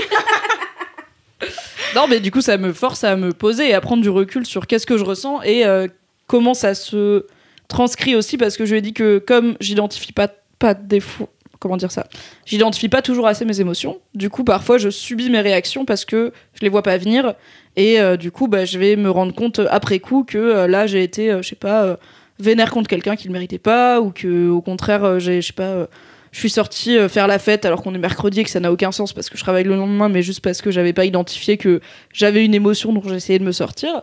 Et du coup, il faut aussi que je réfléchisse à c'est quoi ma réaction comportementale à cette émotion. Et du coup, je suis là, waouh. J'en suis pas aux pages du matin et à la méditation. Je pense qu'elle va me faire méditer parce qu'elle a l'air d'être déter là-dessus. Donc je suis là, ok, I guess. Fabrice sera content. Je t'embrasse, Fabrice. Voilà, peut-être un jour je méditerai. Car Fabrice médite depuis longtemps. Il me dit, tu devrais. Je suis là, non, un truc chelou où tu t'assois et tu penses à toi. Et c'est chelou et en plus, ça me donne envie de faire la sieste. Je pense que j'aurais quand même envie de faire la sieste. Mais... oui, probablement. Mais du coup, voilà, j'ai été la semaine dernière. J'y retourne dans 2 semaines et c'est cool d'avoir ce check-up régulier en fait du coup je sais que au moins du coup on a pris des rendez-vous jusqu'à la fin de l'année, on est en septembre, donc au moins jusqu'à décembre, toutes les 3 semaines je vais voir une meuf qui est 100% là pour m'écouter raconter ma vie et m'aider à y voir plus clair dans ma vie et à mieux me gérer. Je suis là, c'est quand même sympa. Donc voilà. Moi j'ai quand même une ou deux questions. Oui, Alix Martino. Alix Martino. Non, mais en fait, je me demandais parce que tu t'as dit que tu identifiais un peu de quel genre de psy t'avais besoin, et je me demandais comment t'avais choisi du coup. Enfin, comment t'arrivais à savoir. Alors en fait, de base, je me suis dit, ok, je vais avoir. D'abord, je me suis dit pourquoi j'ai pas envie de retourner chez la première. Je me suis rendu compte que c'est parce qu'elle était trop douce et chaleureuse. Et du coup, je me suis dit, ok, comment j'en trouve une effectivement qui est pas comme ça. Donc j'aurais pu soit demander autour de moi, soit il se trouve que on m'a recommandé un cabinet où il y a plusieurs psys, qui sont toutes des femmes d'ailleurs, et du coup j'ai regardé, c'est bête, mais j'ai regardé sur photo, genre il y a notre équipe, et sur photo, elle avait l'air d'être relativement ce que je cherchais, elle avait l'air un peu sévère, elle souriait moins que les autres, enfin c'est des trucs très cons, tu vois, mais je sais pas, elle avait une vibe qui me parlait. Après, moi je connais pas grand chose aux différences entre, je sais la différence entre psychiatre et psychologue, mais psychologue, clinicienne, thérapeute, machin, je suis là, I don't know, donc je me souviens même pas c'est quoi son intitulé exact. Et du coup j'ai été la voir, et c'est au premier rendez-vous où je me suis rendu compte que ça collait bien, déjà en termes de cadre. Donc ma première psy c'était un petit cabinet chaleureux, qu'elle sous-louait, donc c'était une petite pièce, il n'y avait pas beaucoup de fenêtres, pas beaucoup de lumière, donc c'était très cocon. Là, c'est un fat truc haussmannien au plafond. La go, elle a un bureau en verre entre elle et toi, avec une boîte de mouchoirs dans un coin. C'est vraiment pas allongez-vous sur le divan, parlez-moi de vous. T'as l'impression d'être chez le médecin normal, entre guillemets, dans le sens où t'as 2 chaises, tu t'assois sur une chaise, tu poses ton sac sur l'autre, elle est en face, et juste elle prend des notes sur ce que tu lui racontes. T'as le soleil qui tombe, t'as le bruit de la circulation. T'as pas spécialement de photos perso ni rien, t'as un diplôme dans un coin et c'est tout quoi. Donc déjà je me suis dit ok, c'est plus la vibe que je recherche par rapport au truc très cosy. Et j'ai été honnête avec elle, en fait je lui ai dit je pense que j'ai besoin de ça, j'ai besoin d'une forme de distance et de poigne que j'avais pas forcément, parce qu'elle m'a demandé aussi, elle m'a dit vous me dites que vous avez déjà fait une thérapie, qu'est-ce qui fait que vous êtes pas retourné voir la personne? Et ça n'a rien à voir avec une question de compétence, c'est juste la vibe ne marchait pas. Du coup, c'était semi un hasard, mais ça peut être par le bouche à oreille. Et parfois c'est frustrant parce que t'essayes un psy et ça va pas, il faut en trouver un autre et tu dois refaire la démarche et tout. Donc, raconter tous tes problèmes, une troisième fois. Refaire le toit 101, les grandes lignes. Donc j'ai eu de la chance, entre guillemets, que mon intuition sur photo est collée. Mais si ça avait pas été le cas, je pense que j'aurais quand même fait l'effort entre guillemets d'en trouver une autre, parce que ce serait très contre-productif de m'engager avec une personne qui ne résonne pas de mon côté quoi. Moi ça m'est arrivé une fois, j'étais allée voir un psy et en fait c'était un mec, il était trop beau. Du coup t'avais envie de le séduire. Et ouais, du coup je lui mentais, je racontais que ma vie était super. Non mais c'est vrai, il y a un vrai truc aussi. Je pense qu'en tant que meuf hétéro, j'aurais pas le même rapport à un psy-homme qu'à une psy-femme, parce que je serais inconsciemment dans un truc il y a une possibilité de séduction, de ma part en tout cas. Que moi j'étais très consciemment dans la séduction. Je T'imagines déboutonner ton chemisier, tu sais, dans l'ascenseur en mode. Mais non, mais du coup, je vais chez mon psy, en fait, du coup, ça me mettait une pression parce que j'étais là, ouais, mais du coup, est-ce que je suis belle aujourd'hui? Ah ouais, bah ouais, non, mais ça c'est c'est l'inverse que ce que tu veux ressentir en allant chez le psy, quoi, où t'es là, je vais mettre mes tripes partout dans ce bureau. Ouais, moi, cela dit, j'ai eu un psy qui était un mec et c'est lui avec qui j'ai fait le plus de travail. Mais c'était pas un vieux gars dans le sens, il était dégueu et tout, mais c'est juste, enfin, tu vois, c'était un mec qui avait la quarantaine, qui était installé, pas du tout le genre de gars que j'ai envie de draguer, tu vois. Donc en fait, je suis arrivée dans son cabinet et il est hyper sympa et il est hyper à l'écoute, etc. J'étais là, ok, deal, ça me va. Mais en effet, si tu vas chez un psy et que t'as envie de le draguer, je suis pas sûre que ça soit très très thérapeutique. Alors, bon, elle est plutôt voir les psys d'Amimi. Je suis pas thérapeute, mais si vous avez envie de pécho votre psy, faut peut-être changer de psy, je sais pas. Si je me dis que ça va colorer la thérapie d'une certaine façon. Après, c'est pas mon métier, j'en sais rien. J'aimerais trop interviewer des psys comme ça et faire un podcast. Ouais. Bah ok. Mais en fait, c'est marrant, ça me fait penser. Voilà, le lien est dans la description. Ça me fait penser au film que j'ai vu donc avant-hier qui s'appelle 2 mois de Cédric Clapiche et en fait dedans il met une nouvelle figure qui n'existait pas trop dans ses autres films qui est le psy et donc chacun des deux personnages vont chacun voir un psy donc pareil c'est deux psys hyper différents, une pareil dans un appart haussmannien où elle est allongée sur un canapé, c'est très beau, puis elle lui parle, puis l'autre ils sont assis face à face sur des chaises, c'est un peu bizarre, tu vois. Du coup c'est marrant et ça me fait penser à ça, à la différence des psys que tu disais, dont tu parlais tout à l'heure. Il y avait une super série anglaise, je crois, qui s'appelait Therapy, donc vraiment la vie d'un psy. Et en fait, c'est un mec qui reçoit des patients et chaque épisode de la saison, c'est un autre patient. Et en gros, tous les jours, toutes les semaines, il reçoit le même patient et du coup, tu vois son évolution thérapeutique avec les patients et comment il les gère, etc. Puis c'est tous des patients très différents. Donc en gros, t'as l'impression d'être dans la thérapie avec lui qui essaye d'aider ses patients et en même temps, sa vie. En fait, son cabinet est à l'intérieur de sa maison et donc du coup, en fait, t'as l'entrée du cabinet, mais si tu ouvres une porte, t'arrives dans le couloir qui mène au salon, tu vois. Donc peut-être qu'il devrait aller voir un psy pour comprendre pourquoi il n'arrive pas à compartimenter. Mais les psys sont suivis. Il va voir un psy du coup, et t'as aussi son évolution à lui en tant que psy, machin. Et c'est que des psys jusqu'à la fin. C'est méta, bon, on va pas se mentir. Mais je me souviens que j'avais regardé, j'avais pas mal accroché parce qu'en plus il y a des persos féminins d'adolescentes qui sont vraiment hyper cool. Donc voilà, si ça vous intéresse, que vous êtes passionné par les psys comme moi, et ben n'hésitez pas. Mais c'est vrai que c'est assez passionnant comme figure. Et justement, dans 2 mois là, à la fin, en fait, t'as une sorte de rencontre de tous les psys. Donc tu te rends compte qu'en fait les deux psys qui étaient les psys des deux. Ça spoil ou pas?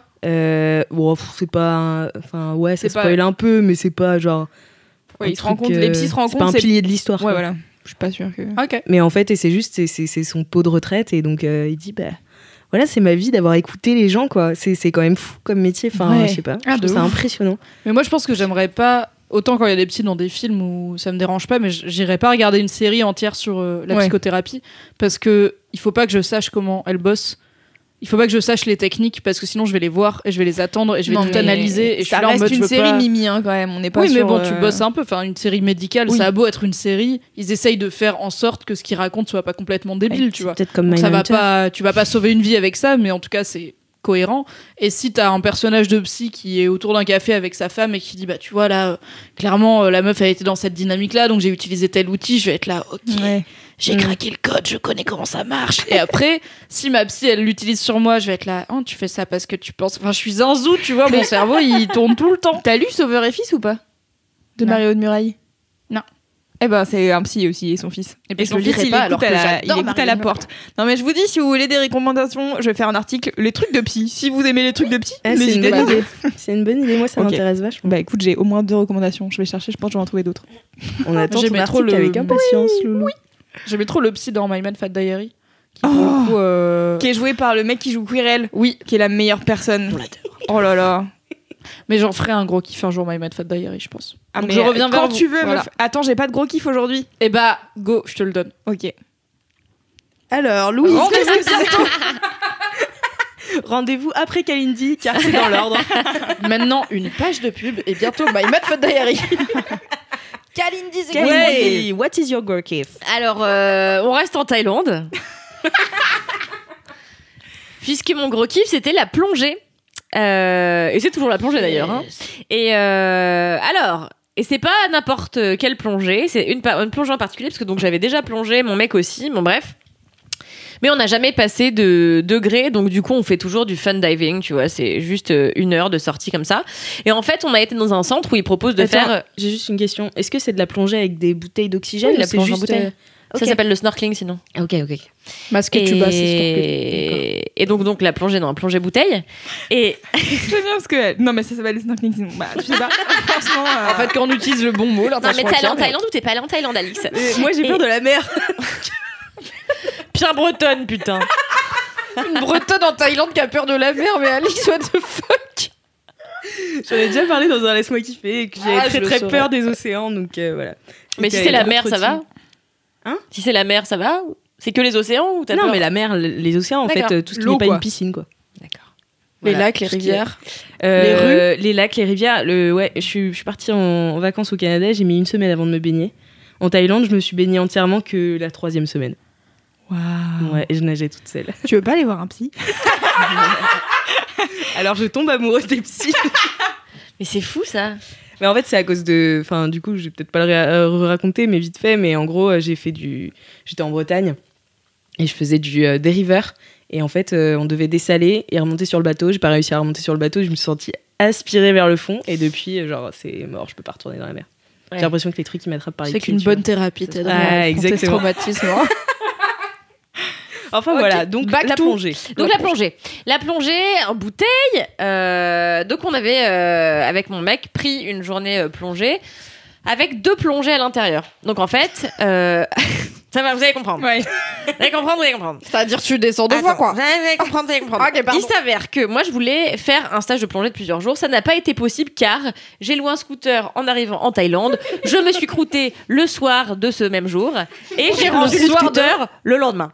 Du coup, soir 1 en Thaïlande, tu te croûtes en scooter. C'est ça. Un talent. Non, pas le jour 1, mais le jour 1 où j'ai décidé de louer un scooter. Parce qu'au début, je voulais pas louer de scooter parce que je sais comment je suis. Bon, bref. Donc là, Après, t'as pris la confiance. Et voilà. Non, je me suis dit, c'est mon mec qui conduit. Bon, bah, voilà. Raté aussi. Et du coup, on rend le scooter et tout. Et en fait, comme je m'étais ouverte vraiment, je pouvais pas retourner dans la mer. La mer étant très polluée, tu chopes des bactéries, ça s'infecte, t'as pas envie. Ça s'infecte en Thaïlande, bon, tout ça. Donc du coup, il a fallu attendre que nos croûtes sèchent un peu. Et ça, c'est les vacances romantiques d'été qu'on rêve de vivre, attendre que ces croûtes sèchent en Thaïlande. Sachant que j'ai quand même fait la gueule tout le temps où mes croûtes ont séché. Mais parce que j'étais pas contente qu'on m'ait fait tomber en scooter. Bon bref. Oui. Pour pas dire la personne qui partage ma vie. Mais bon. Du coup, on finit par aller prendre une journée de plongée. Il avait fait, bien sûr, super beau pendant 2 semaines. Et le matin de la plongée, il fallait être dans l'eau à 7h, sachant qu'il y avait 1 heure de route. Donc, on a pris le bus à 5h45. Donc, c'est les organisateurs qui sont venus nous chercher à 5h45 devant notre hôtel. Il s'avère que, bien sûr, il faisait moche. Yes. Donc, je vois le dehors, là, le ciel, je vois le truc gris. Je fais putain de sa mère. Le truc gris en l'air, là, tu vois. Marre du cul. Donc j'envoie un message à mon instructeur en lui disant mec, est-ce qu'on peut plonger, parce qu'en vrai c'est trop chiant de plonger avec une visibilité dégueulasse dans la flotte, sachant vu qu'il fait mauvais, tu vois. Il me dit non mais c'est bon parce que demain il y a la tempête, donc mieux vaut aujourd'hui. Je suis là ok. Donc à choisir, bon argument. Je suis là bon bah si c'est aujourd'hui ou jamais, on va faire aujourd'hui quoi. Donc c'était tellement stylé. En fait on a pris un bateau qui pendant 1 heure a fait son rôle de bateau, c'est-à-dire il nous a emmenés sur la mer. Il a bateaufié, je pense que c'est le terme. Il a bateaufié d'un point A à un point B. Et en fait, donc on a plongé dans un truc qui s'appelle. Voilà. Donc là, bien sûr, j'ai oublié. Genre, en fait, dans ma tête, j'ai Castle Rock, mais je sais que c'est pas Castle Rock. Non, je connais, c'est pas ça. Sail Rock. Donc en fait c'est un caillou, un gros rocher perdu. J'ai des intonations parfois. Un gros rocher perdu dans l'océan. Donc t'as 1 heure sur l'océan pour arriver là-bas. Bien sûr, truc qui ne m'arrive jamais. J'ai eu le mal de mer évidemment. Il y a un peu de sanglot dans ton rire. Mais c'est un kiff ou pas? Attends, elle est trop chiante elle. Est-ce que c'est bien s'il vous plaît? Donc là, je me dis, putain, il fait moche, j'ai la gerbe. Je vais voir mon instructeur, il me file un cachet anti-mal de mer. Mais bon, j'allais quand même pas bien. Bref, j'étais là me disant putain, j'ai la girbasse, ça me saoule. On arrive pour plonger. En plus, il y avait une famille de Français qui l'a pété trop, genre ouais, c'est vrai que la semaine dernière, quand on a vu le requin-baleine et tout, j'étais là, ta gueule. Et TG, ouais. Et en fait, tu vois, typiquement dans un segment les problèmes, on aurait parlé pendant 15 minutes des Français en vacances et ça aurait été bien. Mais anyway, non, mais moi je propose qu'on garde ce segment. les problèmes. Le jour où on aura un Patreon, faut qu'on fasse un Patreon, les gens s'abonneront et ils auront les problèmes en exclusivité. Et je pense qu'on aura genre des milliers d'euros. Non mais attends, fais ça. Non mais c'est vrai. Ça fait... 1 euro le problème. C'est trop intelligent. Alors, je veux pas vous décevoir, mais ça fait 6 mois que j'ai dit à Fabrice, ça serait trop bien qu'on fasse un Patreon. Et voilà. Et bah prends ta vie en main, Louise, fais-le toi-même le Patreon. Bon, Alix, c'est ta tâche maintenant. Et hop, ouais. allez. Ça marche. Bon, Alix, attendez, on en était au français. Ah oui, donc on était Sail Rock. En fait, on a voulu plonger là-bas parce que c'est un spot qui est connu pour parce qu'il attire, il dégage beaucoup de plancton. Il est connu pour attirer les requins-baleines. Et donc mon rêve, c'était de voir un requin-baleine. De toutes les fois où j'ai fait du snorkeling et tout, j'ai jamais eu la chance d'en croiser un. J'ai vu des raies mantas il y a 2 ans et j'en ai chialé. Vraiment, j'ai chialé. Ouais, sous l'eau. On en a vu 4. Enfin bon, bref. Et une fois, j'ai vu une tortue, j'ai hyper ventilé, j'ai failli me noyer tellement j'étais contente de voir une tortue. Où ça, t'as vu une tortue? En Guadeloupe. Oh, la chance. Bégette.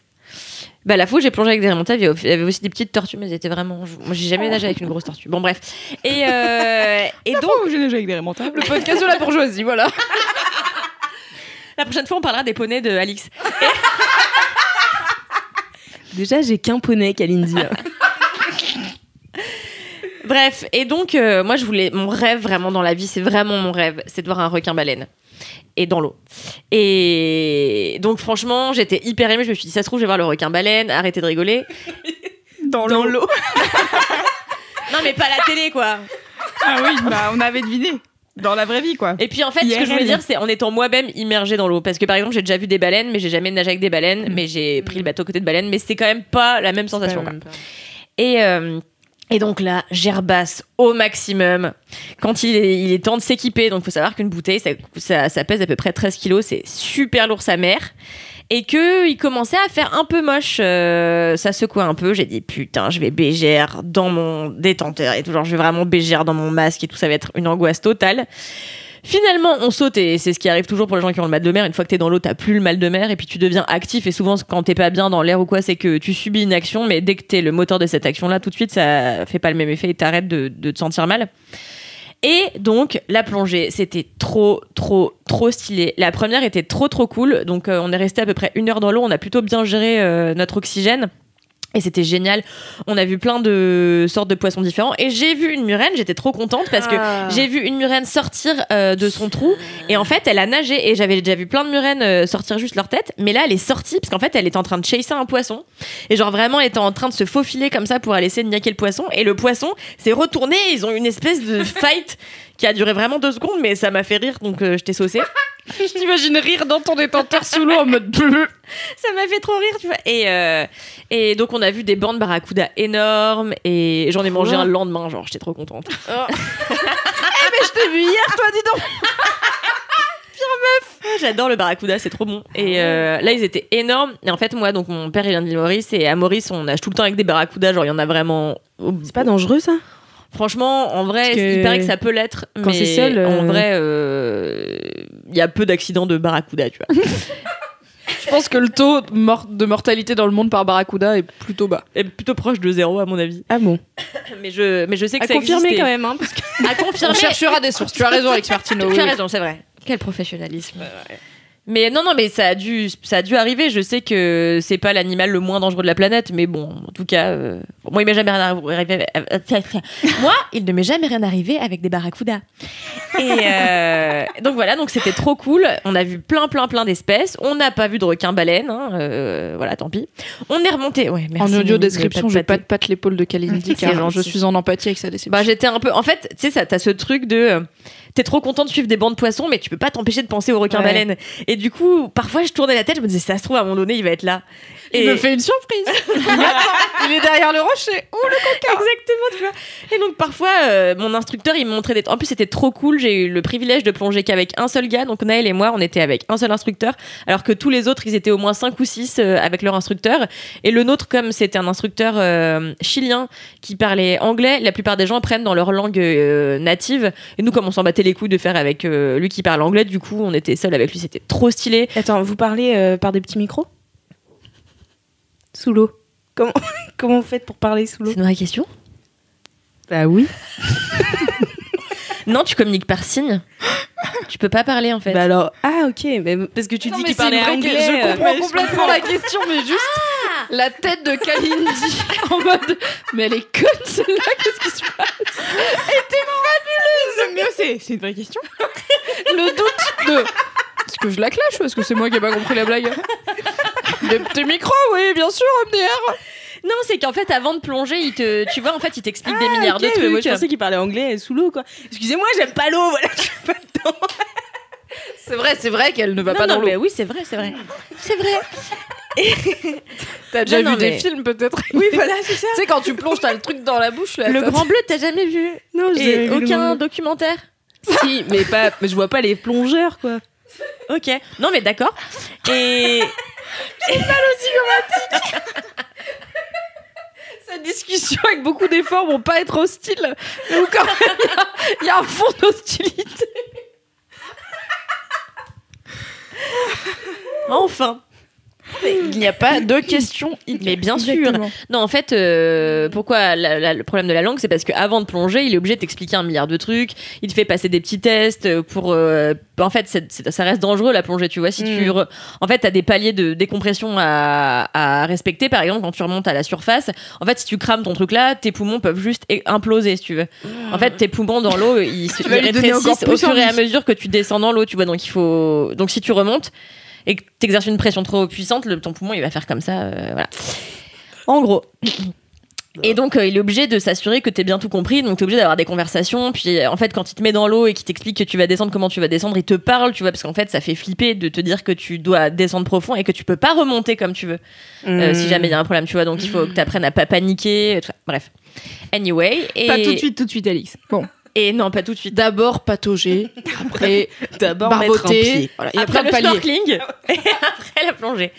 Et donc, sous l'eau, parfois, mon instructeur me faisait des ouh, et il montait des trucs et tout. Donc, je pensais que c'était le fucking requin-baleine, mais ça n'était jamais lui. Bref, on est remonté sur le bateau et c'est pas ça mon kiff. Hein. Non mais c'est le même truc, mais c'est pas tout à fait ça, vous avez pigé. Donc là, on remonte sur le bateau, on doit attendre 45 minutes qui est le temps minimum avant de refaire une plongée. Et donc, là, je regarde le ciel et je me dis, quand même, il fait moche du cul.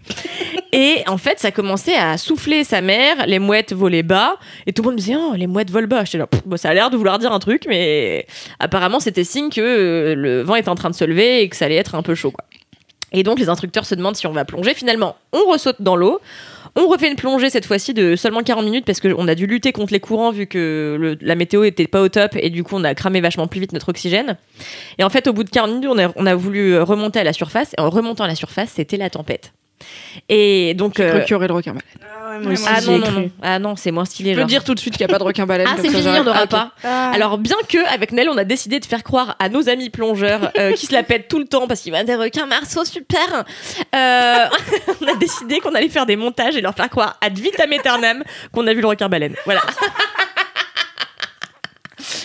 Et en fait, donc, quand on est remonté à la surface, la tempête s'était levée, donc qui devait être le lendemain, mais en fait, qui s'était déjà levée. Donc, il y avait un vent qui soufflait sa mère la chouin. Et surtout, les vagues commençaient à devenir vraiment violentes. Et il a fallu qu'on retourne au bateau. Et donc, ça a été 30 minutes avec la bouteille dans le dos, en train de vraiment patauger comme un connard, en buvant la tasse et tout. Mais c'était trop drôle. Et donc, ok. En tant que personne qui aime pas trop quand elle a papier, je trouve pas ça hilarant, mais chacun son humour, il y a pas de souci. Hein. Non, mais en fait, l'adrénaline était vraiment, c'était une adrénaline que j'avais jamais expérimentée parce que je me suis vraiment sentie à la fois en danger et à la fois j'ai vraiment pas peur de l'eau. Tu vois, autant j'ai vraiment peur dans l'air, autant l'eau ça m'a jamais fait flipper. Et je pense depuis que je suis petite, je suis convaincue d'être la reine des océans. Et elle m'a raconté ça cet après-midi. Ah oui. Est-ce que tu es vraiment la reine des océans qu'elle Ouais, dit mais un jour je vous raconterai peut-être la vraie version. Ouais. Mais je suis presque persuadée que je suis en tout cas une entité qui a vécu dans l'eau. En tout cas, je pense que j'ai une affinité particulière avec les océans. Bon, bref, c'est mon idée, quoi. Et donc. Mais keep going, j'ai rien dit. Et du coup, ouais, c'était génial cette sensation de danger et à la fois d'être trop contente d'être là. Enfin, je sais pas, j'ai ressenti des glis dans le ventre et tout. J'étais là, ouais, trop bien. Et donc, j'ai nagé comme ça et tout. J'étais trop contente. Et là, ça a été un peu plus compliqué pour remonter sur le bateau parce qu'il y avait vraiment des vagues de 4 à 5 mètres de haut. Comment tu attrapes l'échelle? Et ouais. Donc en fait, ils te jettent l'échelle. D'abord, ils te jettent une corde, parce qu'on était tous les connards qui n'arrivaient pas à monter sur le bateau là. Ils te jettent une corde. Il a fallu qu'on balance nos palmes d'abord pour pas se prendre les pieds, mes couilles, tu vois. Donc on a jeté les palmes de loin. Et après, donc le mec a mis l'échelle. Et en fait, il fallait compter le moment où le bateau descendait pour réussir à monter sur l'échelle. Sauf que t'as 13 kilos dans le dos, tu vois. Un avis sur cette activité, Alix Martineau, peut-être? Oh, j'ai envie de mourir. C'était franchement trop bien. Et donc t'avais 2 mecs qui me tendaient la main comme ça et j'étais là et je buvais la tasse et tout et ils m'ont pris la main et je suis remontée sur le bateau. J'étais là c'est un vrai moment de film un peu. Ouais. De ouf. Ouais, c'était moins stylé en vrai. J'avais de la morve dans les sourcils. Enfin, tu vois. Est-ce que ton kiff c'est d'avoir réussi à monter sur le bateau? Non, mon kiff c'est ce moment. C'est ce moment, quoi. Ouais. D'accord. Ce moment où peut-être j'aurais pu mourir, mais je suis pas morte. Donc non, franchement, je pense qu'il y avait peu de chance. En fait, on aurait pu se faire mal avec l'échelle dans le nez, tu vois. Mais en vrai, il y avait peu de chances de mourir. C'était pas non plus le déluge, tu vois. Mais c'était le début d'une tempête, quoi. Et c'est impressionnant quand même. Hyper impressionnant. Et en fait, les gens qui devaient plonger juste après nous n'ont pas pu plonger. Et donc, on a réussi à tous remonter sur le bateau. Et tout le monde à bord a eu une espèce de truc de waouh. Ça va, ouais, fou, ça a soufflé, hein, ouais, génial. Du coup, tu sais, ça rapproche les gens. Tu sais, t'as tout de suite un truc de communion qu'il n'y avait pas eu sur la première plongée où les gens se sont vraiment un peu parlé et tout. Et donc on s'est déséquipé et moi je suis montée sur le pont avec Naël et là on a essayé de rentrer et au lieu d'une heure on a mis 1h45 pour rentrer parce que le mec prenait les vagues full front comme ça.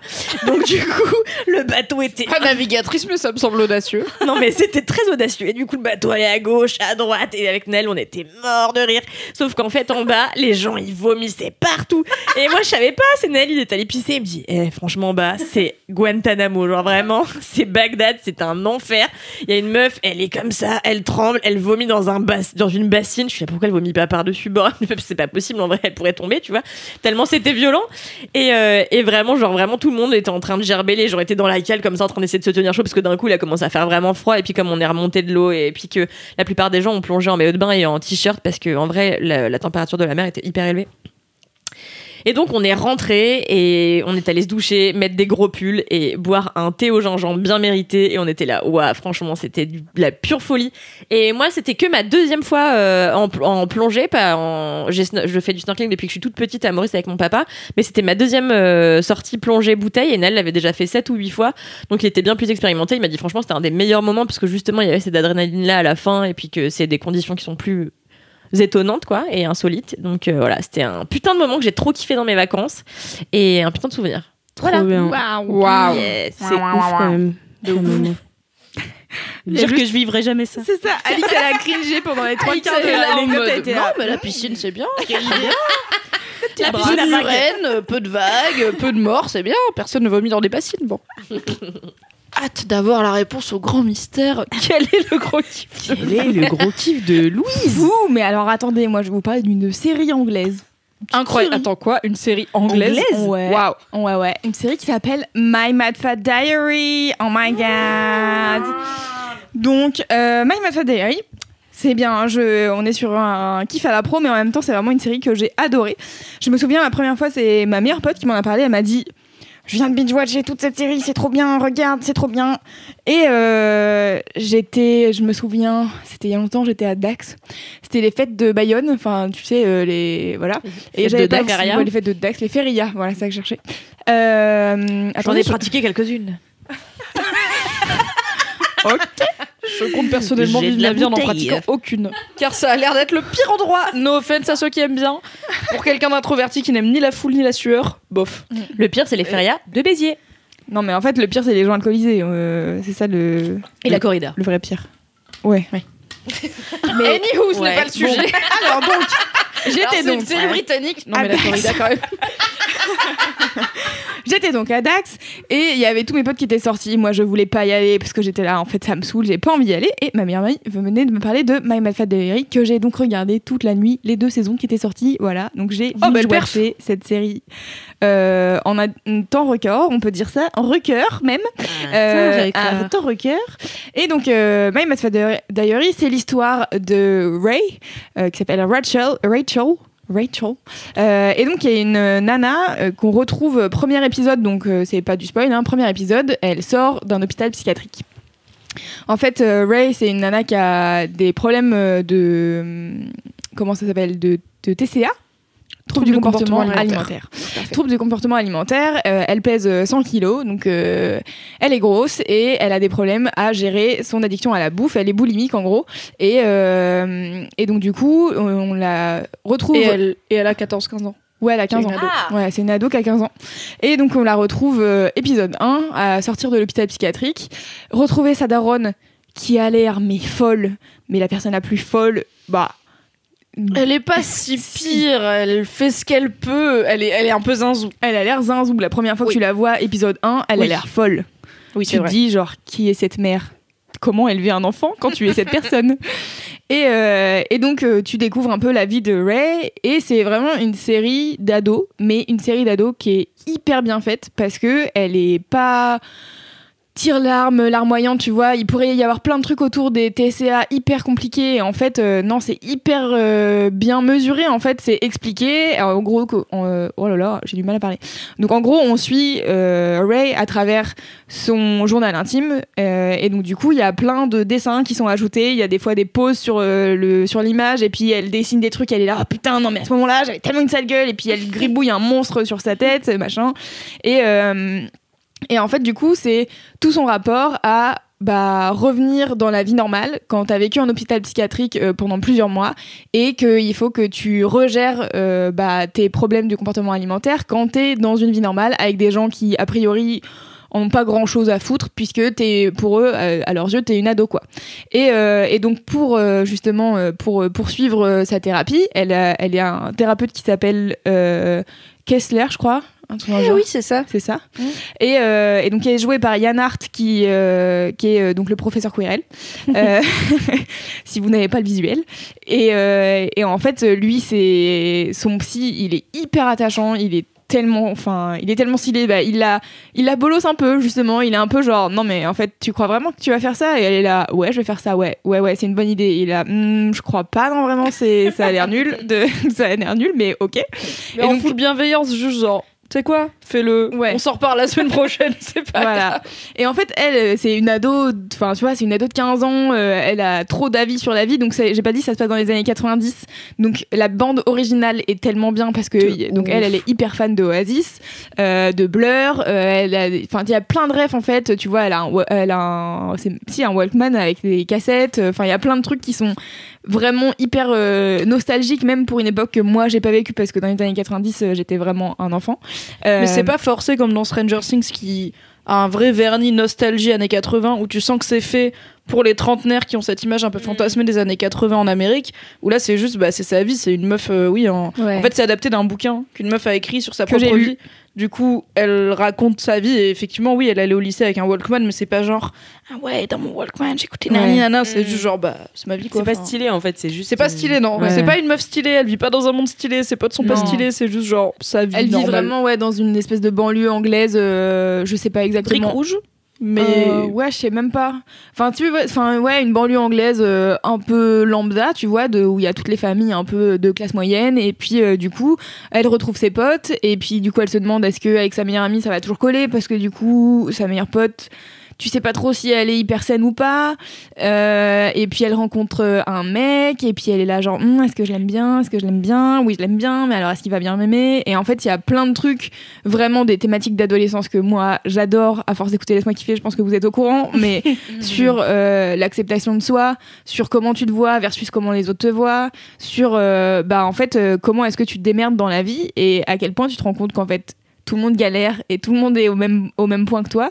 Et il y a plein de super épisodes justement là-dessus où elle essaye d'avancer tant bien que mal, et en fait elle se dit ah ouais mais telle personne elle est grave mieux que moi et tout, et en fait tu te rends compte que l'autre elle est totalement fucked up pareil, tu vois. Et en fait je trouve que il y a plein de super belles relations amicales aussi. Je pense que sa bande d'amis, au début, tu te dis oh là là, tu sais, un peu des clichés, et puis au fur et à mesure, tu découvres que bah non, pas du tout. En fait, ils ont tous des vies complexes, et c'est ça qui est bien dans cette série, c'est la force des personnages d'être plus que juste un gel de surface, quoi. Tu peux gratter et avoir des nouveaux traits de personnalité, quoi. Et puis je sais pas, j'adore ce personnage de Ray. Moi je me souviens que quand j'ai regardé les 2 premières saisons, et il y a 3 saisons en tout, la série est finie, donc si vous voulez regarder aujourd'hui My Mad Fat Diary, allez-y. Et c'est genre fini bien, ça n'a pas été annulé au milieu, ils ont raconté ce qu'ils voulaient raconter. Et donne, quoi. J'ai chialé de ouf. Pareil. Quand c'était à la dernière saison, j'étais là. Et vraiment, j'avais entre guillemets passé l'âge, quoi. J'avais pas l'âge des persos, mais j'étais hyper attachée à tout ce qui se passait, quoi. C'est trop bien. À la fin de la première saison, mon pote, allez regarder la fin de la première saison. J'ai envie de tout regarder maintenant. Putain, moi j'avais regardé que les premiers épisodes, genre je me souviens les tout premiers épisodes, et je sais pas pourquoi j'avais pas continué, ou je sais pas s'il y avait pas encore assez d'épisodes, ou si enfin voilà, bref, je me souviens avoir arrêté. Je sais pas, moi ça fait vraiment très longtemps que j'avais vu. Autour de 2010. Ouais, je sais que pendant longtemps c'était compliqué à regarder en France, même avec un ami britannique, c'était pas le truc le plus connu. Après c'est passé sur France 4 il me semble, donc il y avait des replays, et on en avait reparlé sur Mademoiselle pour dire la série trop bien, tu peux la regarder légalement, c'est trop cool.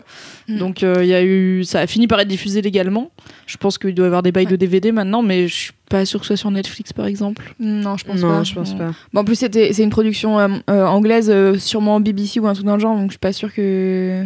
Ouais, mais genre il y avait Sherlock sur je sais pas. I don't know, maybe. On regardera. La moitié des enfants. Écoutez, c'est un kiff peu préparé. On vous avait prévenu.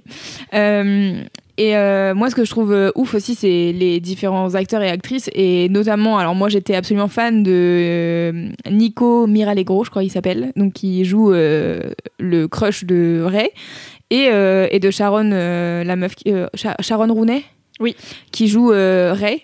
Et qui est vraiment franchement, je suis tombée amoureuse de cette personne, de sa manière de bouger, de s'exprimer. Son accent est génial, et elle est hyper cool.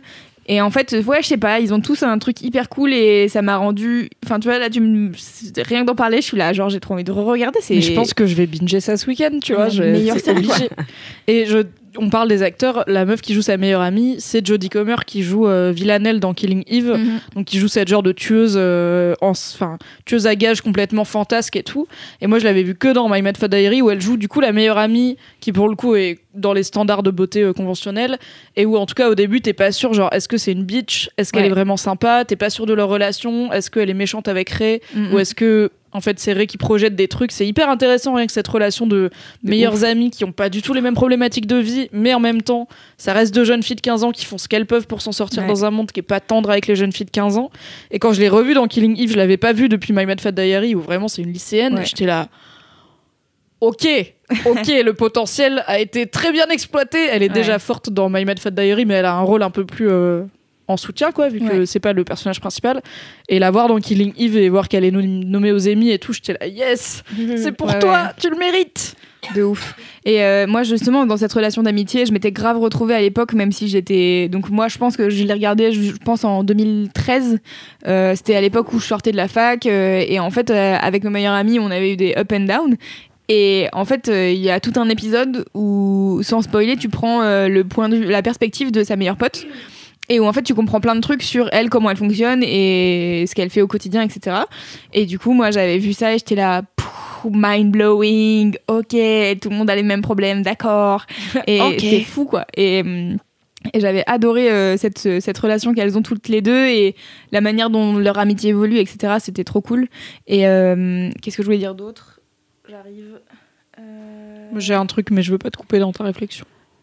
Et puis, non, mais surtout, la bande originale, franchement, rien qu'en fait, le générique, à chaque fois que j'entends, je suis là, trop bien, je veux aller écouter la musique en entier. Et après, en fait, c'est ce qui est trop cool, c'est qu'en plus, Ray, c'est une meuf qui kiffe la musique. Et donc, du coup, elle s'en sert un peu pour, tu vois, genre, se rendre cool aux yeux des autres parce qu'elle kiffe Oasis, elle kiffe les trucs qui sont à la mode dans les années 90 et tout.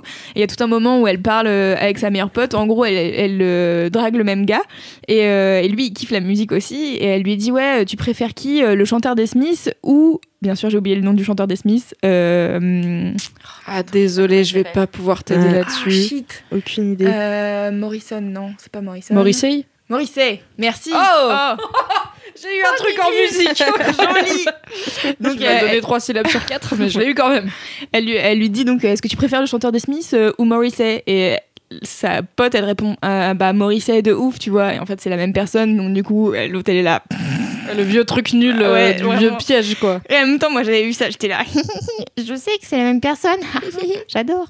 Et j'étais tellement à donf après avoir regardé les 2 premières saisons que j'ai lu le roman, son journal intime a été publié tel quel. Donc en gros, la meuf juste, elle a son histoire, c'est quoi, son histoire, et c'est sa vie. Alors bien sûr, la série est romancée et un peu plus, forcément, ça part en série, quoi. Donc du coup, t'as plus de rebondissements et tout. Mais je me souviens avoir lu avec tellement de tendresse ce journal intime parce que en fait, j'ai les mêmes chez moi, tu vois. Et du coup, me dire, en fait, ouais, c'est ce truc encore une fois de se retrouver dans la vie de quelqu'un avec qui tu partages finalement rien, tu vois. On n'a pas grandi à la même époque, etc. Mais les problématiques sont toujours les mêmes.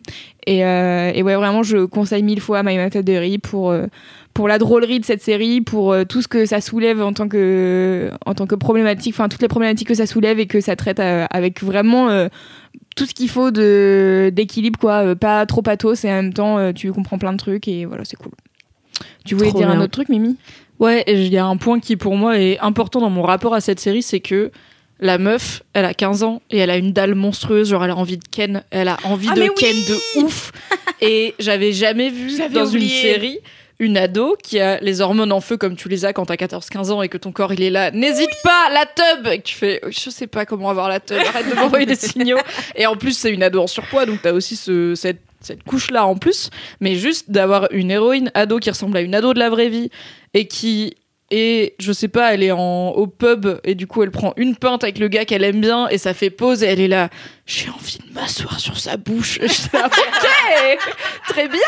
Et en fait j'avais jamais vu ça de ma vie dans une série avec une ado qui ressemble à une ado de la vraie vie. Et moi quand j'étais ado, clairement il y avait pas du tout ce genre de contenu et je savais pas, je me souviens que je savais pas quoi foutre de mes désirs, de mes hormones, de machin. J'étais là, je sais pas du tout quoi faire de tout ça. Et voir une série qui met en scène le désir féminin d'une jeune meuf aussi librement et aussi vraiment comme un truc qui fait autant partie de sa vie que quand elle a envie de manger ou de dormir ou de courir ou d'écouter de la musique, c'est juste j'ai très envie de le ken quand même, quoi. Et c'était hyper rafraîchissant d'avoir ce truc, quoi.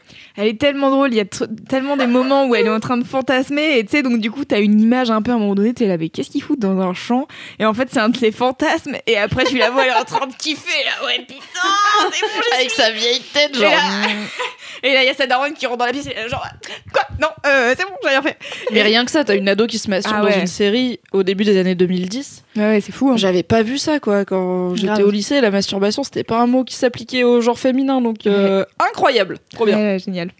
Je l'avais tout à l'heure, mais ça m'est sorti de la tête. Mais en effet, vais tout re-regarder, voilà. C'était la meilleure chose. Sans regret. Oh, tellement. Et revoir Yann Art en psy, c'est ma passion.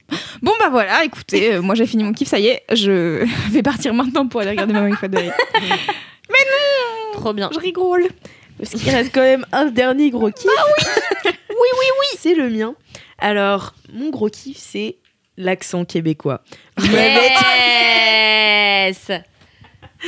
m'avez peut-être entendu le parler ces dernières semaines, mois, au bureau. Parce qu'en fait, l'accent québécois est un accent que je maîtrise. Voilà, et tout simplement. Et donc en fait c'est pas du tout un accent que je fais pour me moquer. Enfin moi en général j'adore faire les accents, mais c'est jamais pour me moquer. C'est parce que non mais c'est vrai, j'adore en fait la langue québécoise. Pour moi c'est une langue à part et je l'adore. C'est-à-dire que ça m'est un peu venu avec les films de Xavier Dolan où je me suis rendu compte qu'en fait le québécois c'était un peu du français mais plus rapide, mélangé à de l'anglais, et du coup ça enlevait ce côté un peu surjoué qu'il y a dans le cinéma français en règle générale, quoi, un truc un peu faux parfois. C'est super dur de jouer juste, je trouve, en français, et en fait en québécois, je me souviens d'avoir regardé les films de Dolan et me dire mais bon, passer un peu le moment où je rigolais parce que j'étais là, c'est du québécois, c'est marrant, tu vois, mais en fait ça marche hyper bien cinématographiquement parlant, donc j'adore cette langue, donc j'essaie de la parler le mieux possible, donc j'écoute des podcasts québécois pour parfaire en fait mes expressions pour que ça fasse un truc fluide. Et je suis très contente parce que donc samedi dernier, je suis sortie et on faisait la queue avec mon ami Thomas pour rentrer dans la boîte et je commence comme d'habitude à parler québécois là, comme ça, puis ça me vient comme ça là, puis je commence à parler québécois, puis et là, en tant que personne qui est incapable de tenir le moindre accent, je suis hyper impressionnée par ce qui vient de se passer. C'est ouf. Non, puis je le parle souvent au bureau ici aussi. Et en fait, je commence à parler québécois. Et là, il y a un mec qui arrive et fait « Tu viens de Québec aussi ?» Je dis « Oui, mais je viens de Québec. Tu viens d'où ?» Il fait « Moi, je viens de Montréal, mais moi, je parle anglais. Enfin, je parle anglais en vrai, mais je parle un petit peu français aussi. » Je fais « Non, c'est pas possible. » Mais si, c'est possible et tout. Puis on a commencé à parler québécois pendant 15-20 minutes. Puis c'était trop bien, tu vois. Il m'a prise pour une Québécoise. Et moi, j'étais trop contente de parler de ce pays que j'adore, qui est le Canada et surtout le Québec, qui est vraiment une région du monde que j'adore, que j'ai visité plusieurs fois. Parce que quand j'étais en 3e, j'ai fait un échange avec le Canada qui durait 3 mois, et du coup j'étais à Toronto et j'ai passé 3 mois à Toronto avec une famille donc anglophone et tout, et en fait on faisait pas mal de voyages au Québec et j'y suis retournée 4-5 fois presque au Canada, et en fait à chaque fois on faisait des voyages, donc on allait à Mont-Tremblant et puis on allait puis on allait à Québec, puis on allait à Ottawa, puis on allait à Toronto, puis voilà, et on écoutait la radio en québécois parce qu'ils étaient hyper curieux d'apprendre le français et tout. Ma Corrèze, elle est venue 3 mois en France aussi, donc elle voulait apprendre le français et tout. Donc voilà, depuis, j'ai une passion pour le Québec et le québécois. Et du coup, j'écoute ce podcast donc en québécois qui vient de Radio-Québec, il me semble, qui s'appelle Les questions niaiseuses. Et les questions niaiseuses, c'est ils se posent une question au début du podcast. Enfin, dis pas podcast, balado-diffusion. C'est le mot au Québec. Et donc, il se pose une question un peu niaiseuse. J'en ai noté 4-5, là. J'ai pas encore les expressions vraiment québécoises. Je sais faire l'accent, mais j'ai pas vraiment les mots, encore le vocabulaire. Ça va venir. C'est pour ça que j'essaie de le prendre, quoi. Donc, par exemple, pourquoi la file des filles aux toilettes est plus longue que celle des gars. Donc, ils se posent ça au début du podcast et puis ils vont faire une vraie enquête sur le terrain. Voilà, où ils interviewent des gens, et voilà. Il y a aussi combien d'amis il faut dans la vie, mais ils cherchent un nombre exact. Génial, c'est trop bien. Je m'abonne, voilà, I'm sold. Ça leur fait quoi aux Chinois qui sont venus s'installer dans la ville de Lachine au Québec? C'est trop con. Donc voilà, ils sont hyper cons. Ils ont une sorte de naïveté qui ressemble un peu à de la mauvaise foi, mais en même temps ils vont vraiment jusqu'au bout du truc, tu vois. Les amis ils cherchaient vraiment un nombre exact, quoi. Ils sont allés parler à un sociologue, ensuite ils sont allés parler à des vieilles personnes parce que ils connaissaient mieux la vie qu'eux, tu vois. Enfin, c'est assez marrant, années quoi. d'expérience, ça se tient. Et donc voilà, questions niaiseuses en français, c'est questions débiles, quoi. C'est des questions, voilà.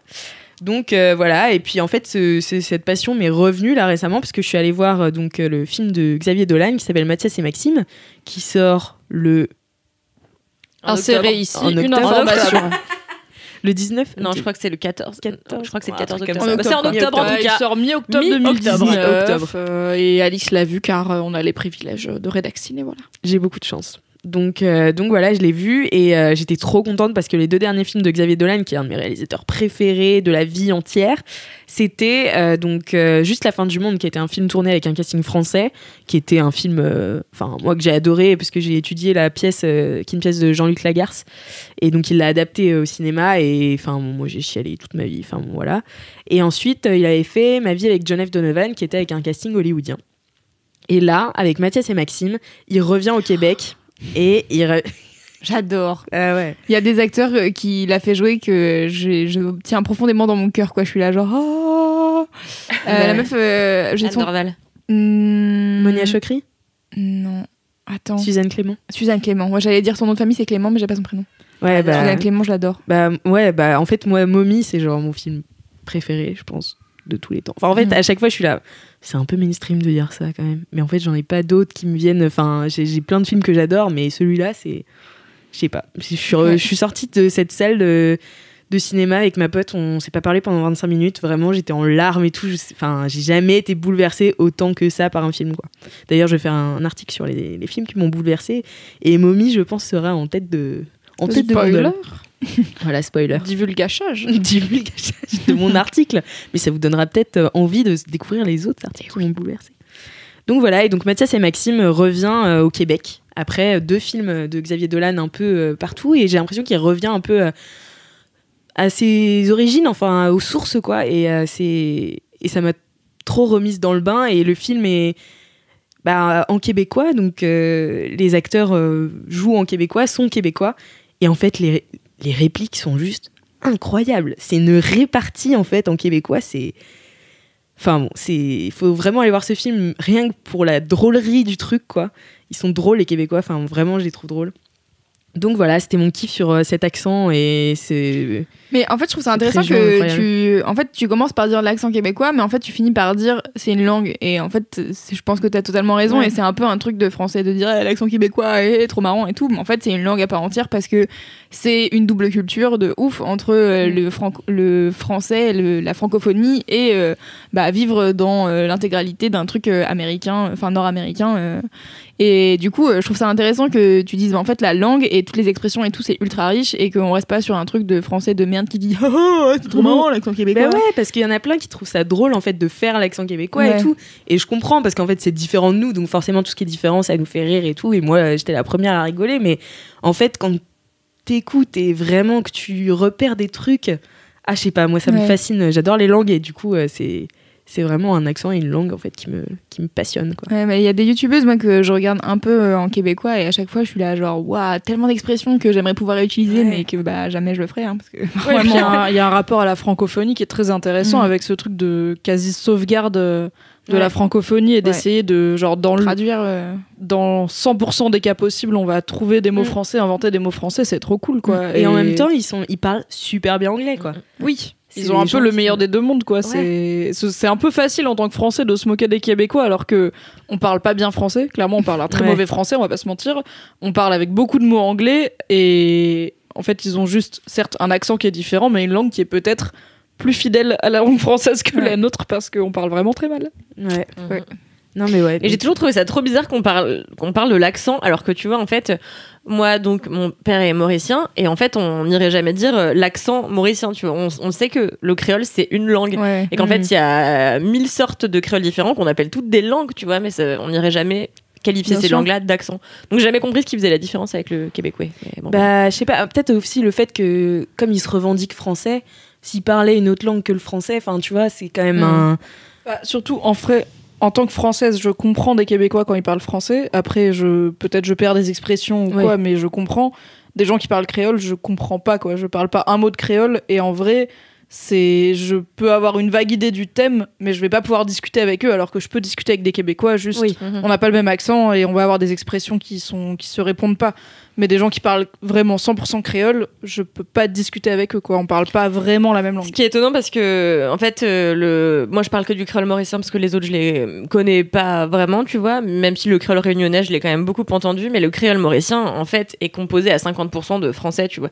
Donc en réalité c'est du français, mais pareil, du vieux français français pour certaines expressions, pour certains mots, mélangé à de l'anglais. Et en fait, le tout, du coup, je trouve que si t'écoutes vraiment, tu finis par réussir à quasiment tout comprendre ce qu'il raconte, tu vois. Et en fait, c'est pareil, le québécois, moi, la première fois que j'ai vu Mommy, la scène d'introduction, si elle avait pas été sous-titrée, je n'aurais rien bité à ce qui se disent, tu vois.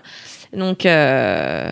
Oui, parce que t'as plusieurs forces d'accent aussi. Enfin, quand t'entends Xavier Dolan en interview, il a pas d'accent québécois. Enfin, tu décèles un petit truc, quoi, mais c'est hyper light. Et puis, en fait, t'as des accents, mais comme en France, en fait, c'est plus marqué. Il y a des endroits où c'est plus marqué que d'autres, quoi. Ouais, je pense qu'il y a des endroits en France où tu vas dans des villages paumés et tu parles à des gens qui parlent encore patois. Bon, bah. Ah, bah, comme mon grand-père, il vient me dire, oh, ça Burneuzy, on va chez une heure de pie. Je suis là. Ouais, bien sûr. Oui. Je fais quoi, papy? Il fait, ah, bah, ça se couvre, il va pleuvoir. Ok. Donc voilà, du patois vendéen. Non mais ouais, du coup j'adore. Enfin voilà, c'est vraiment mon gros kiff du moment. En tout cas, tu le fais très bien. Je suis toujours impressionnée parce que pour moi c'est vraiment bah pour le coup l'accent de la langue québécoise est hyper compliqué à choper, je trouve.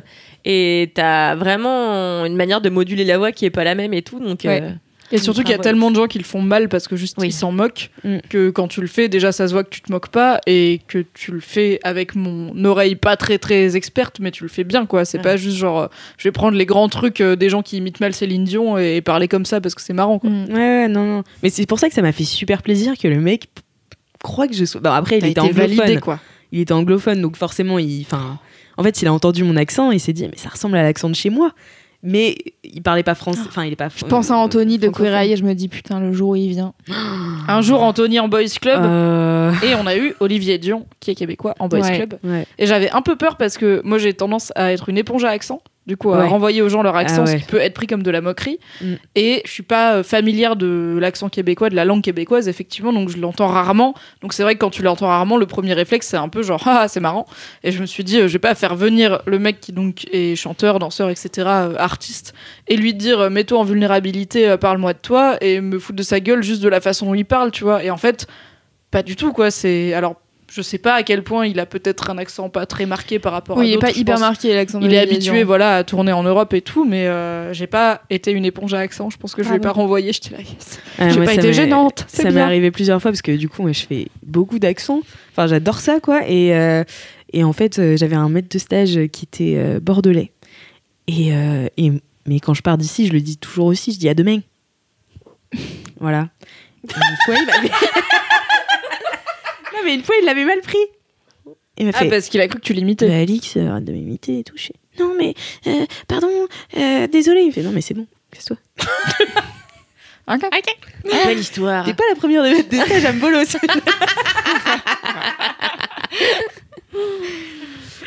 Enfin, voilà. Bon, bah, si ça vous dit, on s'arrête ici. Bah oui.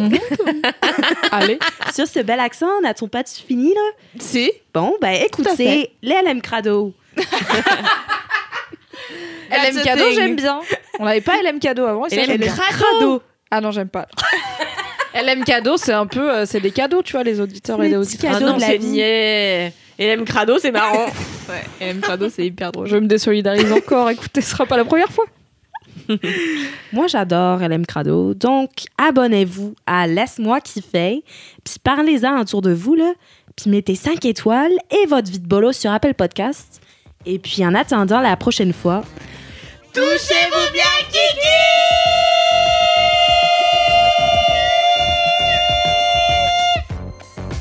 Waouh! Bravo! Bisous!